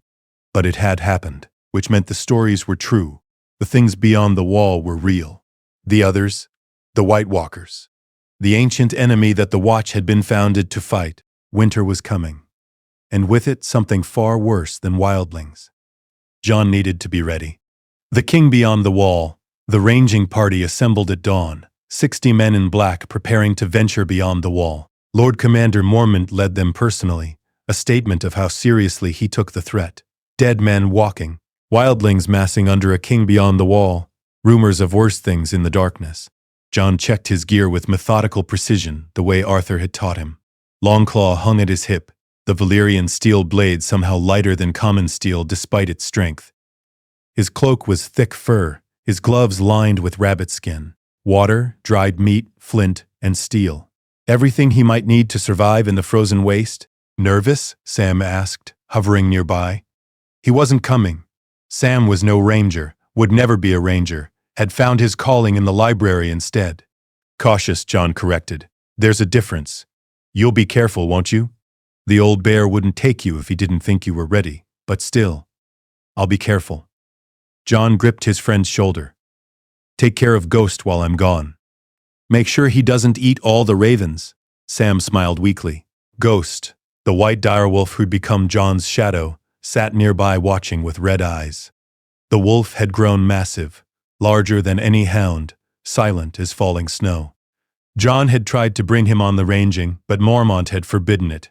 He'll spook the horses and draw every predator within 10 miles. He stays. The gates opened with a groan of ancient ice and iron. The rangers filed through, leaving the wall's protection behind. Jon looked back once, seeing Castle Black shrink behind them, then turned his eyes north. The haunted forest swallowed them whole. They found the wildling camp 3 days later, or what remained of it. Hundreds of people, frozen where they'd stood. Men, women, children, their faces locked in expressions of terror. The cold had preserved them perfectly, turning the camp into a grotesque sculpture garden. What could do this? Ed Tollett muttered, his usual gallows humor absent. Jon knelt beside a frozen woman clutching a baby. Both dead, both terrified. The temperature wasn't cold enough to kill this quickly, this completely. This was something else. Something worse. Lord Commander Mormont's face was grave. We're turning back. Now. The wall needs to know. The dead woman's eyes opened. Blue. Glowing blue? Jon reacted on instinct, Arthur's training overriding thought. He drew Longclaw and took the corpse's head off in one clean stroke before it could fully rise. The body collapsed, truly dead this time. But all around them, the frozen camp was waking up. Hundreds of corpses. Hundreds of whites, all with those terrible blue eyes. Run, Mormont bellowed. The retreat was chaos. Men screaming, horses panicking, the dead pursuing with inhuman speed and strength. Jon fought as he ran, Longclaw singing through the frigid air. The Valyrian steel cut through the whites like common flesh, but there were so many, too many. A white grabbed Pip, dragged him down. Jon decapitated it, hauled Pip to his feet. Move! Don't stop moving! They reached a river, the water not yet frozen. The dead stopped at the water's edge, some ancient prohibition preventing them from crossing. The surviving rangers splashed through, gasping, bleeding, terrified. 43 men had entered the forest. 26 came back. That night, in a hasty camp south of the river, Lord Commander Mormont called Jon to his tent. You fought well, the old bear said without preamble. Better than well. I've seen veteran rangers freeze in their first encounter with the dead. You moved like you'd been fighting them for years. Training, Lord Commander. Jon kept his voice neutral. Good training. At Winterfell? Mormont's eyes were sharp. Sir Roderick Cassell is competent. But what I saw today, that was something else. You fight like a knight, like someone who spent their whole life at it. Jon said nothing. What could he say? That the Sword of the Morning had trained him in secret for 8 years? That he was actually a Targaryen prince hiding as a bastard? The truth was impossible. It doesn't matter, Mormont said finally. Whatever secrets you're keeping, they're yours. What matters is that you survived when better men died. What matters is that you have a gift for this. For leading. For making the hard choices. He paused. The Watch needs men like you, Jon Snow. Especially now. Especially with what's coming. What is coming, Lord Commander? Mormont was quiet for a long moment, staring into the fire. When he spoke, his voice was heavy with ancient dread. Winter. But not just winter. The long night, the war the Watch was founded to fight. The dead are waking, Jon. And when they come in force, we'll need every advantage we can get. He looked up, meeting Jon's eyes. I'm making you my squire officially. You'll learn command, strategy, leadership. Because I'm getting old, and the Watch will need young men who know what they're doing when I'm gone. Lord Commander, I'm not. You are. You just don't know it yet. Mormont's tone brooked no argument. Get some sleep. Tomorrow we ride for the wall, and then the real work begins. Jon left the tent with his mind churning. The dead were real. The long night was coming. Everything Arthur had warned him about, everything his father Rhaegar had believed about prophecy and destiny, it was all true. And somehow, Jon was supposed to help stop it. The War of Five Kings news reached the wall in fragments, carried by ravens and travelers. The South was tearing itself apart. King Robert was dead, killed by a boar during a hunt. Joffrey sat the Iron Throne, but his claim was disputed. Ned Stark had been arrested for treason, his daughters held hostage.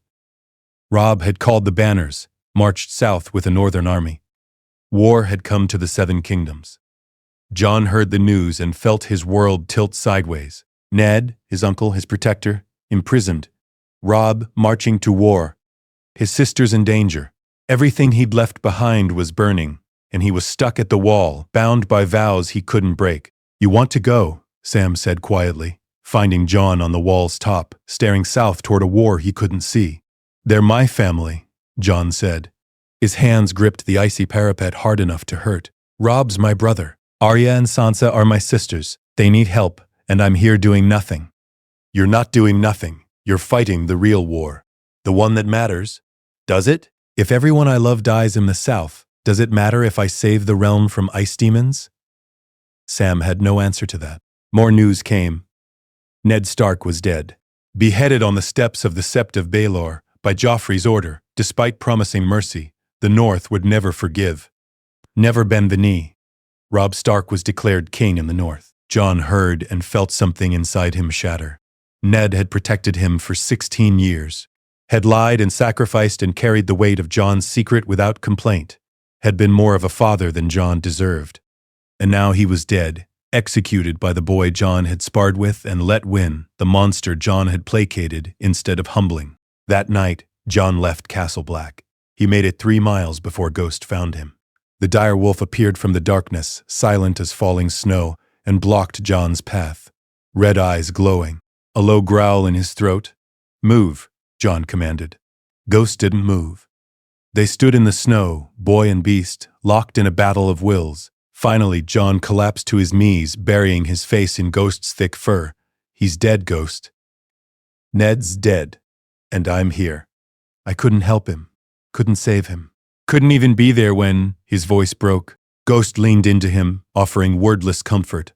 And slowly Jon's breathing steadied. His mind cleared.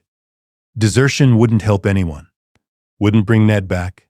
Wouldn't save Robb or his sisters. Would only dishonor the vows Jon had taken, the sacrifice Ned had made, the purpose that had brought him to the wall. Arthur's words came back to him.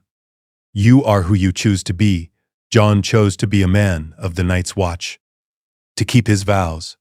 To fight the real war. The one that mattered more than thrones and crowns and the game of kings. He returned to Castle Black before dawn. Found his brothers waiting at the gate. Sam, Gren, Pip, Ed.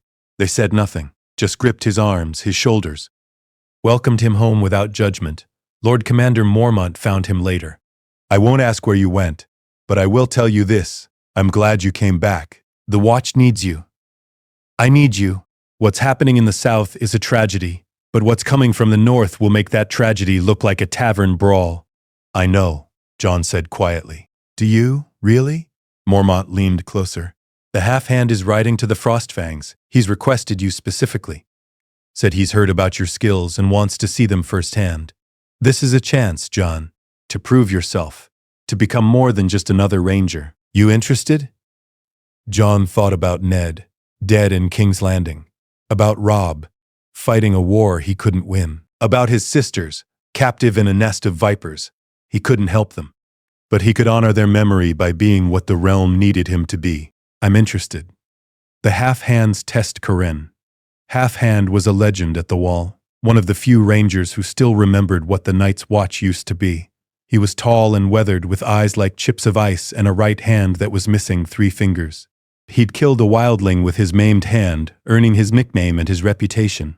He studied Jon for a long moment when they met in the courtyard of the Shadow Tower. "You're smaller than I expected," Corin said finally. "I'm told I make up for it in other ways." A ghost of a smile touched Corin's lips. "We'll see. We're heading into the Frostfangs. There are wildlings gathering. More than we've seen in generations. A king is uniting them. We need to know what they're planning. He paused. This isn't arranging for green boys. You'll be outnumbered and hunted in hostile territory. Your skills better be as good as the old bear claims, or you'll get men killed. They are, Jon said simply. Qhorin raised an eyebrow. Confident. I like that. Let's see if you can back it up. The ranging party was small, just 5 men, including Jon. Qhorin led them into the Frostfangs with the ease of someone who'd walked these frozen peaks his whole life. They moved fast and light, avoiding wildling patrols, tracking the gathering host. What they found was terrifying. Not hundreds of wildlings, not thousands. Tens of thousands, an army unlike anything the Watch had faced in living memory, all united under Mance Rayder, the king beyond the wall. They're running from something, Qhorin muttered, studying the camp from a hidden vantage. This isn't an invasion. It's a migration. They're fleeing. From what? Jon asked. What do you think? The dead? The others. The ancient enemy waking in the far north. The wildlings weren't attacking the wall. They were trying to get past it, to escape something worse. We need to get this information back to Castle Black, one of the rangers said. But they'd been spotted. A wildling patrol, 8 strong, had found their trail. The rangers ran, but the wildlings were faster, knew the terrain better. They were going to be caught. Qhorin made a decision. Jon, with me. The rest of you, scatter. Lead them away. We'll circle back. It worked, barely. Jon and Qhorin hid in a snow cave while the wildlings passed, their breath frosting in the darkness, their hands on their blades. When the pursuit moved on, they emerged into a frozen night. Not bad, Qhorin said. Most men panic when hunted. You stayed calm. I had a good teacher. Who taught you? Roderick Cassel? Jon hesitated. But here, in the frozen waste with death on every side, lies seemed pointless. Someone better. Someone who made me promise not to say his name. Qhorin studied him in the moonlight. I won't press. We all have our secrets. But Jon, whoever taught you, they taught you well. You move like a knight. Like someone who's trained their whole life for war. Does it matter? Here? No. South of the wall? Qhorin was quiet for a moment. The old bear thinks you're something special. Thinks you could lead one day. I wasn't sure. But watching you these past days, you've got something. A quality that can't be taught. Men will follow you. Question is, where will you lead them? Wherever the Watch needs me to go. Good answer. Qhorin started moving again, his maimed hand resting on his blade. Come on. We've got a long walk back to the wall. They didn't make it. The wildlings found them at dawn. Not 8 this time, but 20. Too many to fight. Too many to escape. Jon drew Longclaw, prepared to sell his life dearly. Qhorin drew his own blade. Then a voice called out from the wildling ranks. Stop. A woman pushed through the wildlings, red-haired, fierce, beautiful in a wild way. Jon recognized her from reports. Ygritte, one of Mance's scouts. You're the half-hand, she said, studying Qhorin with respect and wariness. Mance wants to meet you. Says he's got questions. And if I don't want to meet him? She gestured at the 20 wildlings surrounding them. Then you die here, your choice. Qhorin looked at Jon. Something passed between them. An understanding. A plan forming without words. Then Qhorin lowered his blade. Fine. We'll meet your king. The king beyond the wall, Mance Rayder, had been a ranger of the Night's Watch before he deserted and became king beyond the wall. He was older now, weathered by leadership, but his eyes were sharp and assessing. Qhorin half-hand, Mance said, almost warmly. I've heard songs about you. Killed a wildling with half a hand. Impressive. Mance Rayder, Qhorin replied neutrally. I've heard songs about you too. Traitor, deserter, oathbreaker, all true. But also king. That counts for something. Mance's eyes shifted to Jon. And who's this? One of the old bear's cubs? Jon Snow, Jon said. Ned Stark's bastard. Recognition flickered in Mance's eyes. Heard about you. Heard you were dead, actually. Rumor said you died with your father in King's Landing. Rumors are often wrong. Mance laughed.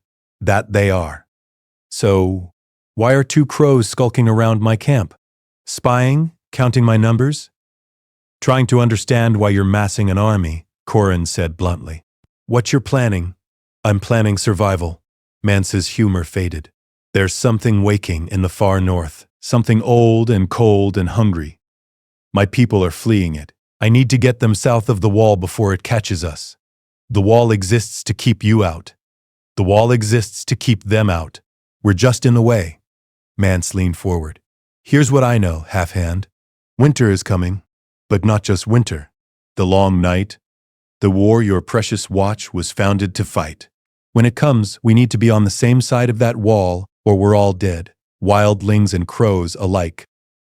Corrine was silent for a long moment. And you expect the watch to just let you through? Tens of thousands of wildlings? I expect the watch to see reason. But if they won't, Mance gestured at the vast camp surrounding them. I've got 100,000 people who want to live. I'll do what I must. That night, locked in a tent under guard, Corin spoke quietly to Jon. He's right, you know. About the threat. About what's coming. The Half-Hand stared at the tent's ceiling. But he's also wrong if he thinks the watch will just open the gates. There will be a battle. A lot of people will die. What do? We escape. Get word to Castle Black. Let them decide. Curin paused, but Jon, there's another option. A harder one. What? You could stay? Pretend to turn your cloak. Join the wildlings. Learn their plans from the inside. Be the watch's eyes and ears in Mance's army. Jon stared at him. That's treason, desertion, oath-breaking. All of that and worse. Corin's eyes were hard. It's also smart, strategic, necessary. The kind of thing that wins wars. You're asking me to become a spy. I'm asking you to serve the watch in the way that's most useful, even if it costs you your reputation, your honor, everything you are. Corin gripped his shoulder. This is what real leadership looks like, Jon. Not glory, not honor, just hard choices and dirty hands. Jon thought about Arthur, about what his teacher had said years ago. The world is not made of heroes and villains. It's made of people who do the best they can with impossible choices. How would I convince them I've actually turned my cloak? Corin's expression was grim. By killing me. In front of witnesses, making it look real. Jon's blood ran cold. No. There has to be another way. There isn't. The wildlings need to believe you've truly abandoned your vows. Only one thing will convince them of that. Corin's voice was steady, certain. I'm old, Jon. I've served the watch for 40 years. If my death can protect the wall, can save lives, then it's a good death. An honorable death. I won't do it. You will. Because it's your duty. Because the watch needs you alive and in position more than it needs an old ranger. Corin's eyes were fierce. This is an order, Jon Snow. Kill me. Join the wildlings. Learn their plans. And when the time comes, get that information to the wall, no matter the cost. Jon wanted to refuse, wanted to find another way. But looking into Corin's eyes, he saw only certainty, only duty. Only the same terrible weight Ned had carried for 16 years, lying to protect Jon. Sometimes serving meant doing me unforgivable. I understand, Jon whispered. Good man. Corin gripped his arm. When it happens, make it quick. And don't hesitate. Hesitation will get you killed along with me. The escape attempt came the next night. Corin and Jon attacked their guards, fought their way toward the camp's edge. It was staged, carefully choreographed to look desperate and real. Wildlings surrounded them, weapons drawn. Hyorin attacked Jon. Their blades met with a crash of steel. To the watching wildlings it looked like two crows turning on each other, fear and desperation making allies into enemies. But Jon knew the truth. Every move Corin made was creating openings, giving Jon chances. Make it quick, Corin's eyes said. Jon's body moved on Arthur's training. His blade found the gap in Corin's defense, drove through ribs and into his heart. The half-hand's eyes widened. Surprise, pain, and then something like pride. You did well, Corin whispered as he fell. Jon stood over the body, Longclaw red with blood, and felt something inside him break. He'd killed a good man, a brother, a legend, all for duty. The wildlings stared. Ygritte stepped forward, her eyes assessing. Why? Because I'm tired of freezing in the cold, Jon said, making his voice bitter. Tired of serving lords who don't care if we live or die. Tired of dying for a kingdom that forgot we exist. He looked at Corin's body and felt bile rise in his throat. I want to live. That's all? Just live. Mance arrived, drawn by the commotion. He studied Jon for a long moment, then looked at Corin's corpse. The half-hand, he said quietly. Shit. That's a loss for the Watch. He looked at Jon. You killed him? He attacked me. I defended myself. And now you want to join us? I don't know what I want. I just know I'm done dying for crows who call me bastard. Mance studied him for another moment, then nodded slowly. Fair enough. You can stay.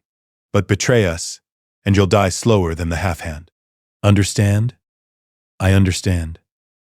That night, alone in a tent, Jon let himself shake, let himself feel the weight of what he'd done. Curan was dead. Jon had killed him, and now he was alone among enemies, pretending to be something he wasn't, serving the Watch in the darkest way possible. He thought about Arthur, about Ned, about all the men who'd sacrificed for him, lied for him, died for him. And he understood, finally, truly understood, what it meant to serve something greater than yourself. It meant doing terrible things for good reasons. It meant carrying weight that would crush lesser men. It meant becoming something you hated so that others could remain clean. Jon Snow slept that night with blood on his hands and ice in his heart, and dreamed of dragons burning in a winter sky. Among the free folk, Jon lived among the wildlings for months, learned their ways, their culture, their fierce pride in being free folk who knelt to no king. He trained with them, fought with them, won their respect through skill and courage. Ygritte became his constant companion, and eventually, something more. She was fire to his ice, passion to his control. She challenged everything he'd been taught about honor and duty and the right way to live. You know nothing, Jon Snow, she'd say, half mocking, half affectionate. And maybe she was right. Maybe everything he'd learned south of the Wall was lies, and the wildlings with their brutal honesty were closer to truth. But at night, alone with his thoughts, Jon remembered his purpose. He was a spy. Everything he learned, every weakness he identified, every plan he overheard, all of it was information he'd need to get to the Wall, to save the Watch, to prevent a slaughter on both sides. The wildlings weren't monsters.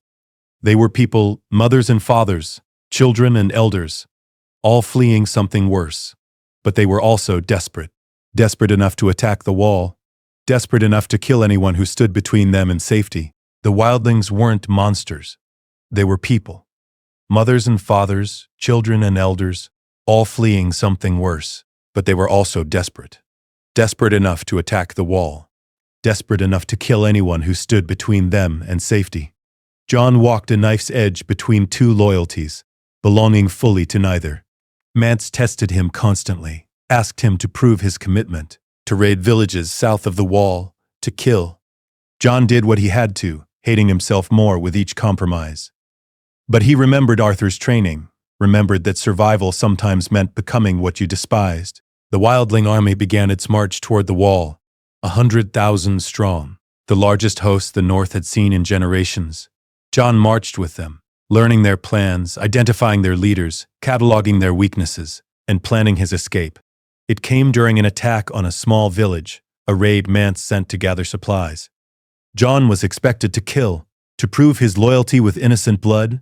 Instead, he turned on his wildling companions, killed 3 before they could react, grabbed a horse and rode. Arrows followed him, egrets among them. He felt one pierce his leg, another graze his ribs. But he kept riding, kept pushing, blood streaming behind him. He made it to the Wall more dead than alive. The gates opened. Hands pulled him from the saddle. Familiar faces, Sam, Pip, Gren. Home. Finally home. Maester Aemon treated his wounds. Lord Commander Mormont debriefed him. Jon told them everything. Mance's numbers, his plans, the fact that the wildlings were fleeing something worse, that the real war was still to come. You did well, Mormont said gruffly. The half-hand chose correctly. You've given us a chance. But Jon felt hollow. He'd killed a brother, betrayed people who'd trusted him, played both sides and belonged to neither. The Watch called him a hero. the wildlings would call him a traitor. And Jon didn't know which judgment was true. That night, recovering in his quarters, he opened Arthur's book of sword forms. Found a letter tucked inside, one he'd never noticed before. The handwriting was Arthur's, but it was addressed to a future Jon, a Jon who'd faced impossible choices. If you're reading this, you've done something terrible for good reasons. You've lied or killed or betrayed in service to something larger. Your hands are dirty and your conscience screams. Good. That means you're still human. That means you still care. Remember this. Honor isn't about staying clean. It's about doing what's right even when it costs you everything. Your father Rhaegar believed in prophecy. Your uncle Ned believed in duty. I believe in you, in your capacity to bear weight that would crush lesser men. The world needs people who can make hard choices, who can become monsters to fight monsters, who can walk through darkness and somehow remember light. Be that person, Jon Snow, even when it hurts, especially when it hurts. I'm proud of you, always have been, always will be. Whatever you've done, whatever you'll do, you're doing it for the right reasons. That has to be enough. Arthur Jon read the letter 3 times, then he burned it, watching Arthur's words turn to ash, and allowed himself to cry for the first time since Ned's death. The Battle of Castle Black, the wildling assault, came at dawn. 100,000 wildlings against 700 rangers. The numbers were impossible. Suicidal. But the Night's Watch had the wall, 700 feet of ice and ancient magic. And they had Jon, who knew the wildling tactics, their leaders, their weaknesses. Jon commanded the wall's defense. His training under Arthur had prepared him for this. The strategy, the leadership, the ability to make split-second decisions under pressure. He positioned archers, organized boiling oil drops, coordinated the defense with ruthless efficiency. The wildlings attacked in waves, climbers on the wall's face, giants with mammoths battering the gates, arrows thick as snow. The defenders fought desperately, every man knowing that if the wall fell, the entire north would burn. Jon was everywhere at once, fighting on the wall's top, directing fire at critical moments, inspiring men who thought they were already dead. Longclaw sang in his hands, Valyrian steel cutting through wildling weapons like parchment, but they were losing. Too many wildlings, too few defenders. The gates were starting to buckle. The climbers were reaching the top. Desperation turned to terror. Then, impossibly, the wildlings retreated. Jon watched from the wall's top, confused, as Mance's army pulled back, not routed, not defeated, just stopping, as if something more important had claimed their attention. A ranger pointed north. Look! Beyond the wildling host in the frozen waste, something moved. A wall of white. A storm that wasn't a storm. And in that white, blue eyes glowed like frozen stars. The dead had arrived. The wildlings in the watch watched in horror as the army of the dead marched toward them. Thousands of whites. White walkers on dead horses. The ancient enemy that both sides had thought was legend, made terribly real. Open the gates, Jon said. The defenders stared at him. What? Open the gates. Let the wildlings through. Our enemy isn't them, it's that. He pointed at the approaching dead. We need every living person on this side of the wall, or we're all corpses by nightfall. Chaos. Argument. But Jon's authority held. He'd earned it through blood and leadership. The gates opened. The wildlings poured through, not as invaders, but as refugees. 100,000 desperate people fleeing death itself. The Watch and the wildlings stood together on the wall's south side and watched the dead arrive at the wall's base. Watched them stop, unable to cross. The wall's magic held, for now. Mance Rayder found Jon in the chaos. They stared at each other. King and spy, enemies who'd become something more complicated. You were always a crow, Mance said. Not angry. Just tired. I was always both, Jon replied. I'm sorry. For lying. For Corran. For all of it, but not for saving us. Jon looked at the dead mast at the wall's base. No, not for that. Mance extended his hand. After a moment, Jon took it. We're going to meet a new plan, Mance said. Because that, he gestured at the dead, is just the vanguard. There's more coming. A lot more. The return, the uneasy peace between the Watch and the wildlings held. Necessity forged it. The dead at their door left no room for old hatreds. They were all just people now, trying to survive. Jon brokered the alliance, negotiated terms, convinced both sides that cooperation was the only path forward. It should have been impossible. Should have ended with blood and betrayal. But Jon had Arthur's diplomatic training, Ned's moral authority, and Rhaegar's blood. People listened when he spoke, believed him when he promised safety. Lord Commander Mormont watched this and saw the future. "You're ready," he said one night, private in his quarters. "Ready to lead, ready to be more than just a ranger. I'm just doing what needs doing. That's what leaders say." Mormont poured them both wine, a rare luxury. "I'm getting old, Jon. The watch needs young blood. Needs someone who can bridge the divide between old ways and new realities. Someone who can see past traditions to what actually works." "You're not that old, Lord Commander. I'm old enough to know when it's time to step aside." Mormont raised his cup. "To the future. Whatever it holds." They drank, and Jon felt the weight of expectation settling on his shoulders once more. Always more weight. Always more responsibility. Always more impossible choices. But he was ready. Arthur had forged him for this. Ned had protected him for this. His parents had died for this.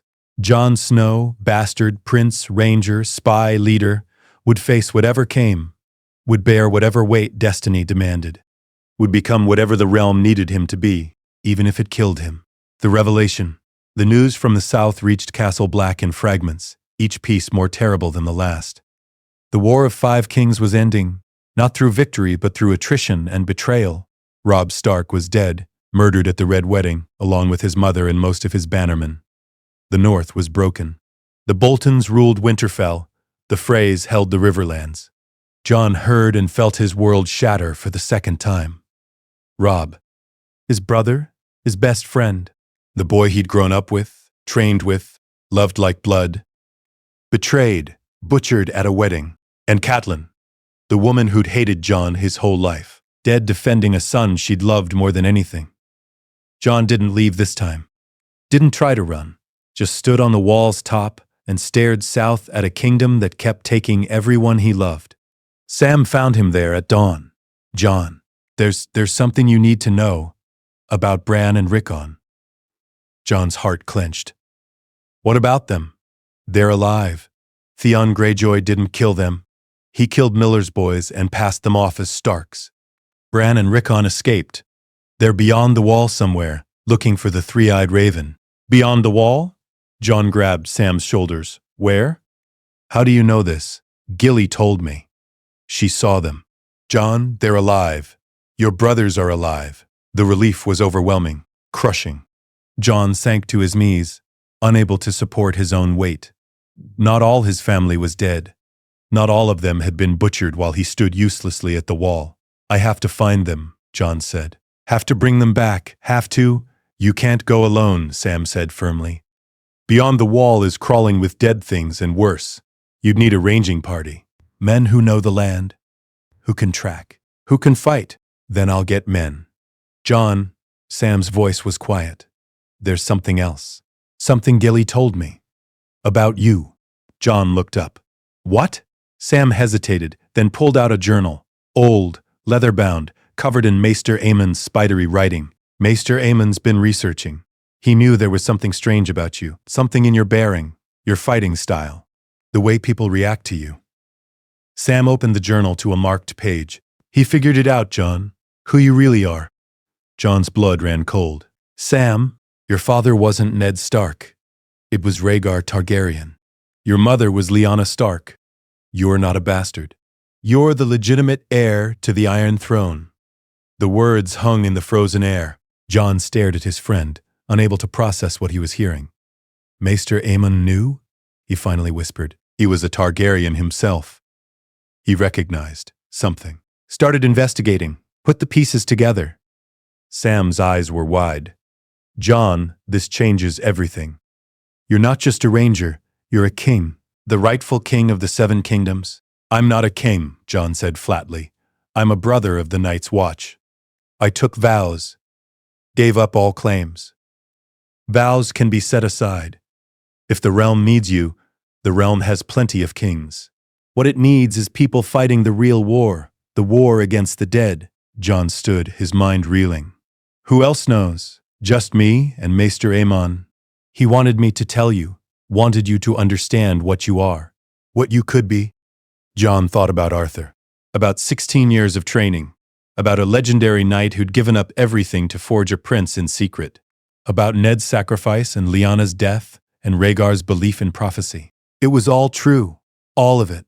He was the prince that was promised, the heir to the dragon. The song of ice and fire made flesh, and he wanted none of it. I need to think, Jon said. I need time. He left Sam on the wall and descended into the castle. His mind churned with revelations and implications, and the weight of a destiny he'd never wanted. He walked without direction, his feet carrying him through familiar corridors until he found himself in front of a door he'd never seen before. No, that wasn't true. He'd seen it, just never had reason to open it.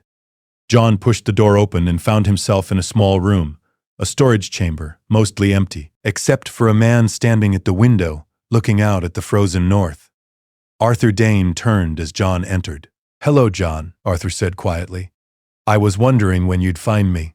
Jon stared, his teacher, his guardian.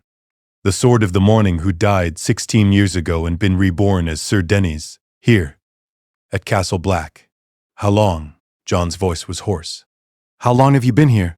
Since you left Winterfell, did you think I'd let you face the world alone? Arthur's expression was soft. Sad. I've been watching, helping where I could, making sure you survived long enough to become what you were meant to be. What am I meant to be? Jon's hands clenched into fists. Everyone keeps telling me I'm supposed to be something. A ranger, a leader, a king. What do you say, Arthur? What did you spend 16 years preparing me to become? Arthur crossed the room, stood before Jon, and placed a hand on his shoulder, the same gesture he'd made 1,000 times during training. I prepared you to be yourself, he said. Not Rhaegar's son, not Ned's nephew, not Aegon Targaryen. Just Jon Snow, the man who chooses his own destiny rather than accepting what others demand. Everyone wants something from me, Jon whispered. The Watch wants a leader. The wildlings wanted a spy. The South would want a king. What do I want? That's the question, isn't it? Arthur's eyes were ancient, knowing. What do you want, Jon Snow? Jon thought about Robb, dead. About Ned, executed. About his father Rhaegar, killed for prophecy. About everyone who died in the Game of Thrones, the endless cycle of power and betrayal. And he thought about the dead at the wall, about the real war, about the fight that actually mattered. I want to save them, Jon said finally. All of them. The people who can't save themselves. The ones caught between kingdoms and kings and stupid politics. I want to stop the dead. Win the war that matters. Make all the sacrifices, Ned's, yours, Corran's, everyone's. Means something. Arthur smiled. Pride shone in his eyes. Then that's what you'll do. Not because of prophecy, not because of blood, because it's who you've chosen to be. Will you help me? Always. Arthur pulled him into an embrace, the second in all their years together. I've been preparing you for this since you were 8 years old. I'm not stopping now. They stood there in the small room, teacher and student, knight and prince, two men bound by duty and affection and the weight of impossible expectations. Outside, the long night approached. Inside, Jon Snow became what he was always meant to be. Not a king, not a prince, not a chosen one, just a man who would fight for the living, who would bear whatever weight was necessary, who would walk through darkness and somehow remember light. The world needed heroes. Jon Snow would give them something better. He'd give them someone who understood that saving the world meant sacrificing everything. And he was ready. Epilogue. The Promised Prince. The long night came like prophecy made flesh. The dead marched on the wall in numbers that blotted out the horizon. White Walkers led them, ancient ice demons, with crowns of frozen crystal and eyes like blue stars. They brought eternal winter. They brought extinction. They brought the war the Night's Watch was founded to fight. Jon Snow stood at the wall's top with Arthur Dayne at his side and faced the apocalypse.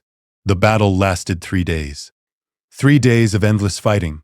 3 days of the living holding the wall against impossible odds. The Watch and the wildlings fought together. brothers in black and free folk standing shoulder to shoulder against the tide of death. Jon led from the front. Longclaw sang in his hands, the Lyrian steel cutting through whites like smoke. Arthur fought beside him, reclaiming Dawn from where it had been hidden for 16 years, the pale blade glowing in the darkness. They were legend made real, the sword of the morning and the hidden prince, fighting the war that would decide the fate of the world. On the third day the Night King came. He was ancient beyond reckoning. Power incarnate, death-given crown and purpose. He marched toward the wall, and where he walked the very air froze. His eyes found Jon across the battlefield, and recognition passed between them. Prince, king, they met at the wall's base, where ice met ancient magic. Jon knew he couldn't win. The Night King was stronger, faster, older than time. But he fought anyway, fought with everything Arthur had taught him. Every technique, every strategy, every moment of pain and training distilled into desperate survival. He lasted longer than should have been possible. His blade met the Night King's frozen sword a dozen times, 20, 50. He bled from a dozen wounds but kept fighting, kept pushing, kept refusing to fall, and Arthur was there, covering his back, fighting the White Walkers that tried to intervene. 2 warriors against an army, making a stand that would echo through history. The killing blow came from nowhere, a spear of ice through Jon's chest. He felt it punch through armor and ribs and into his heart, felt the cold spreading through his veins, felt death claiming him. But as he fell, as darkness closed in, Jon saw something. A girl, a small, fierce girl with a blade, Arya. His sister.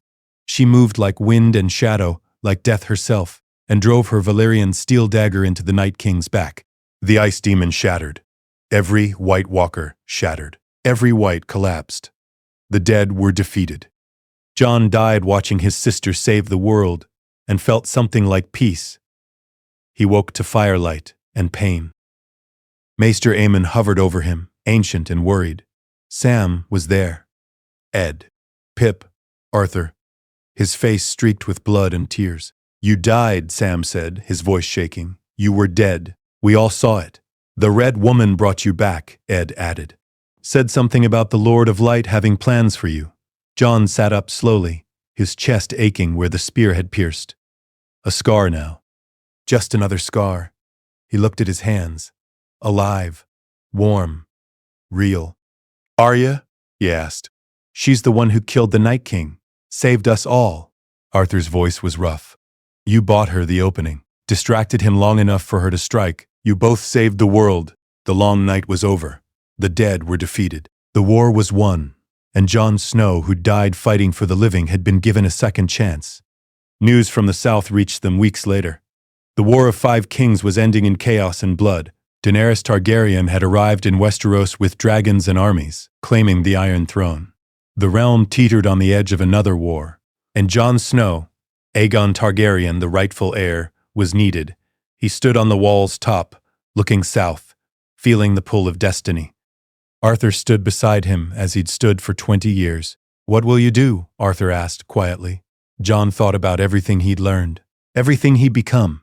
The boy who'd been raised as a bastard, the ranger who'd fought the dead, the prince who'd never wanted a crown. "I'll do what I must," he said finally.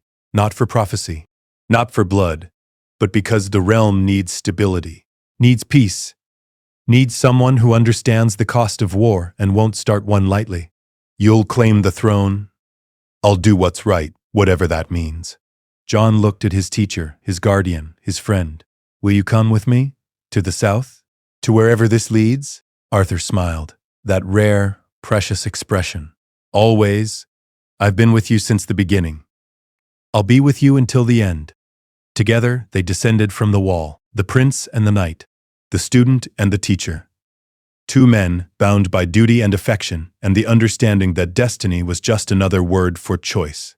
Jon Snow rode south to face his aunt, to claim his name, to become what he'd always been meant to be, not through blood or prophecy, but through choice, through courage, through the understanding that saving the world meant sacrificing everything comfortable and becoming something more.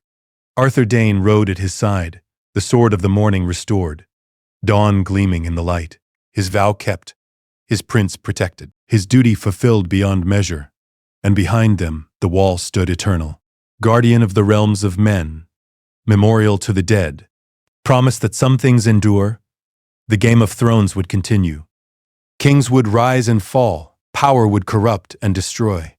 But Jon Snow had learned what mattered, had paid the price for understanding.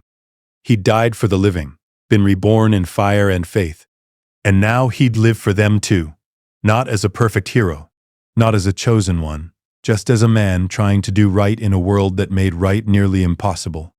It was enough. It had to be enough, because in the end, Jon Snow was exactly what Arthur Dayne had spent 16 years creating, a weapon forged from duty and honor and sacrifice, tempered by pain, sharpened by loss, and wielded in service to something greater than himself. The prince that was promised, the song of ice and fire, the heir to the dragon and the wolf. Jon Snow. Just Jon Snow. And that was enough to change the world. The end.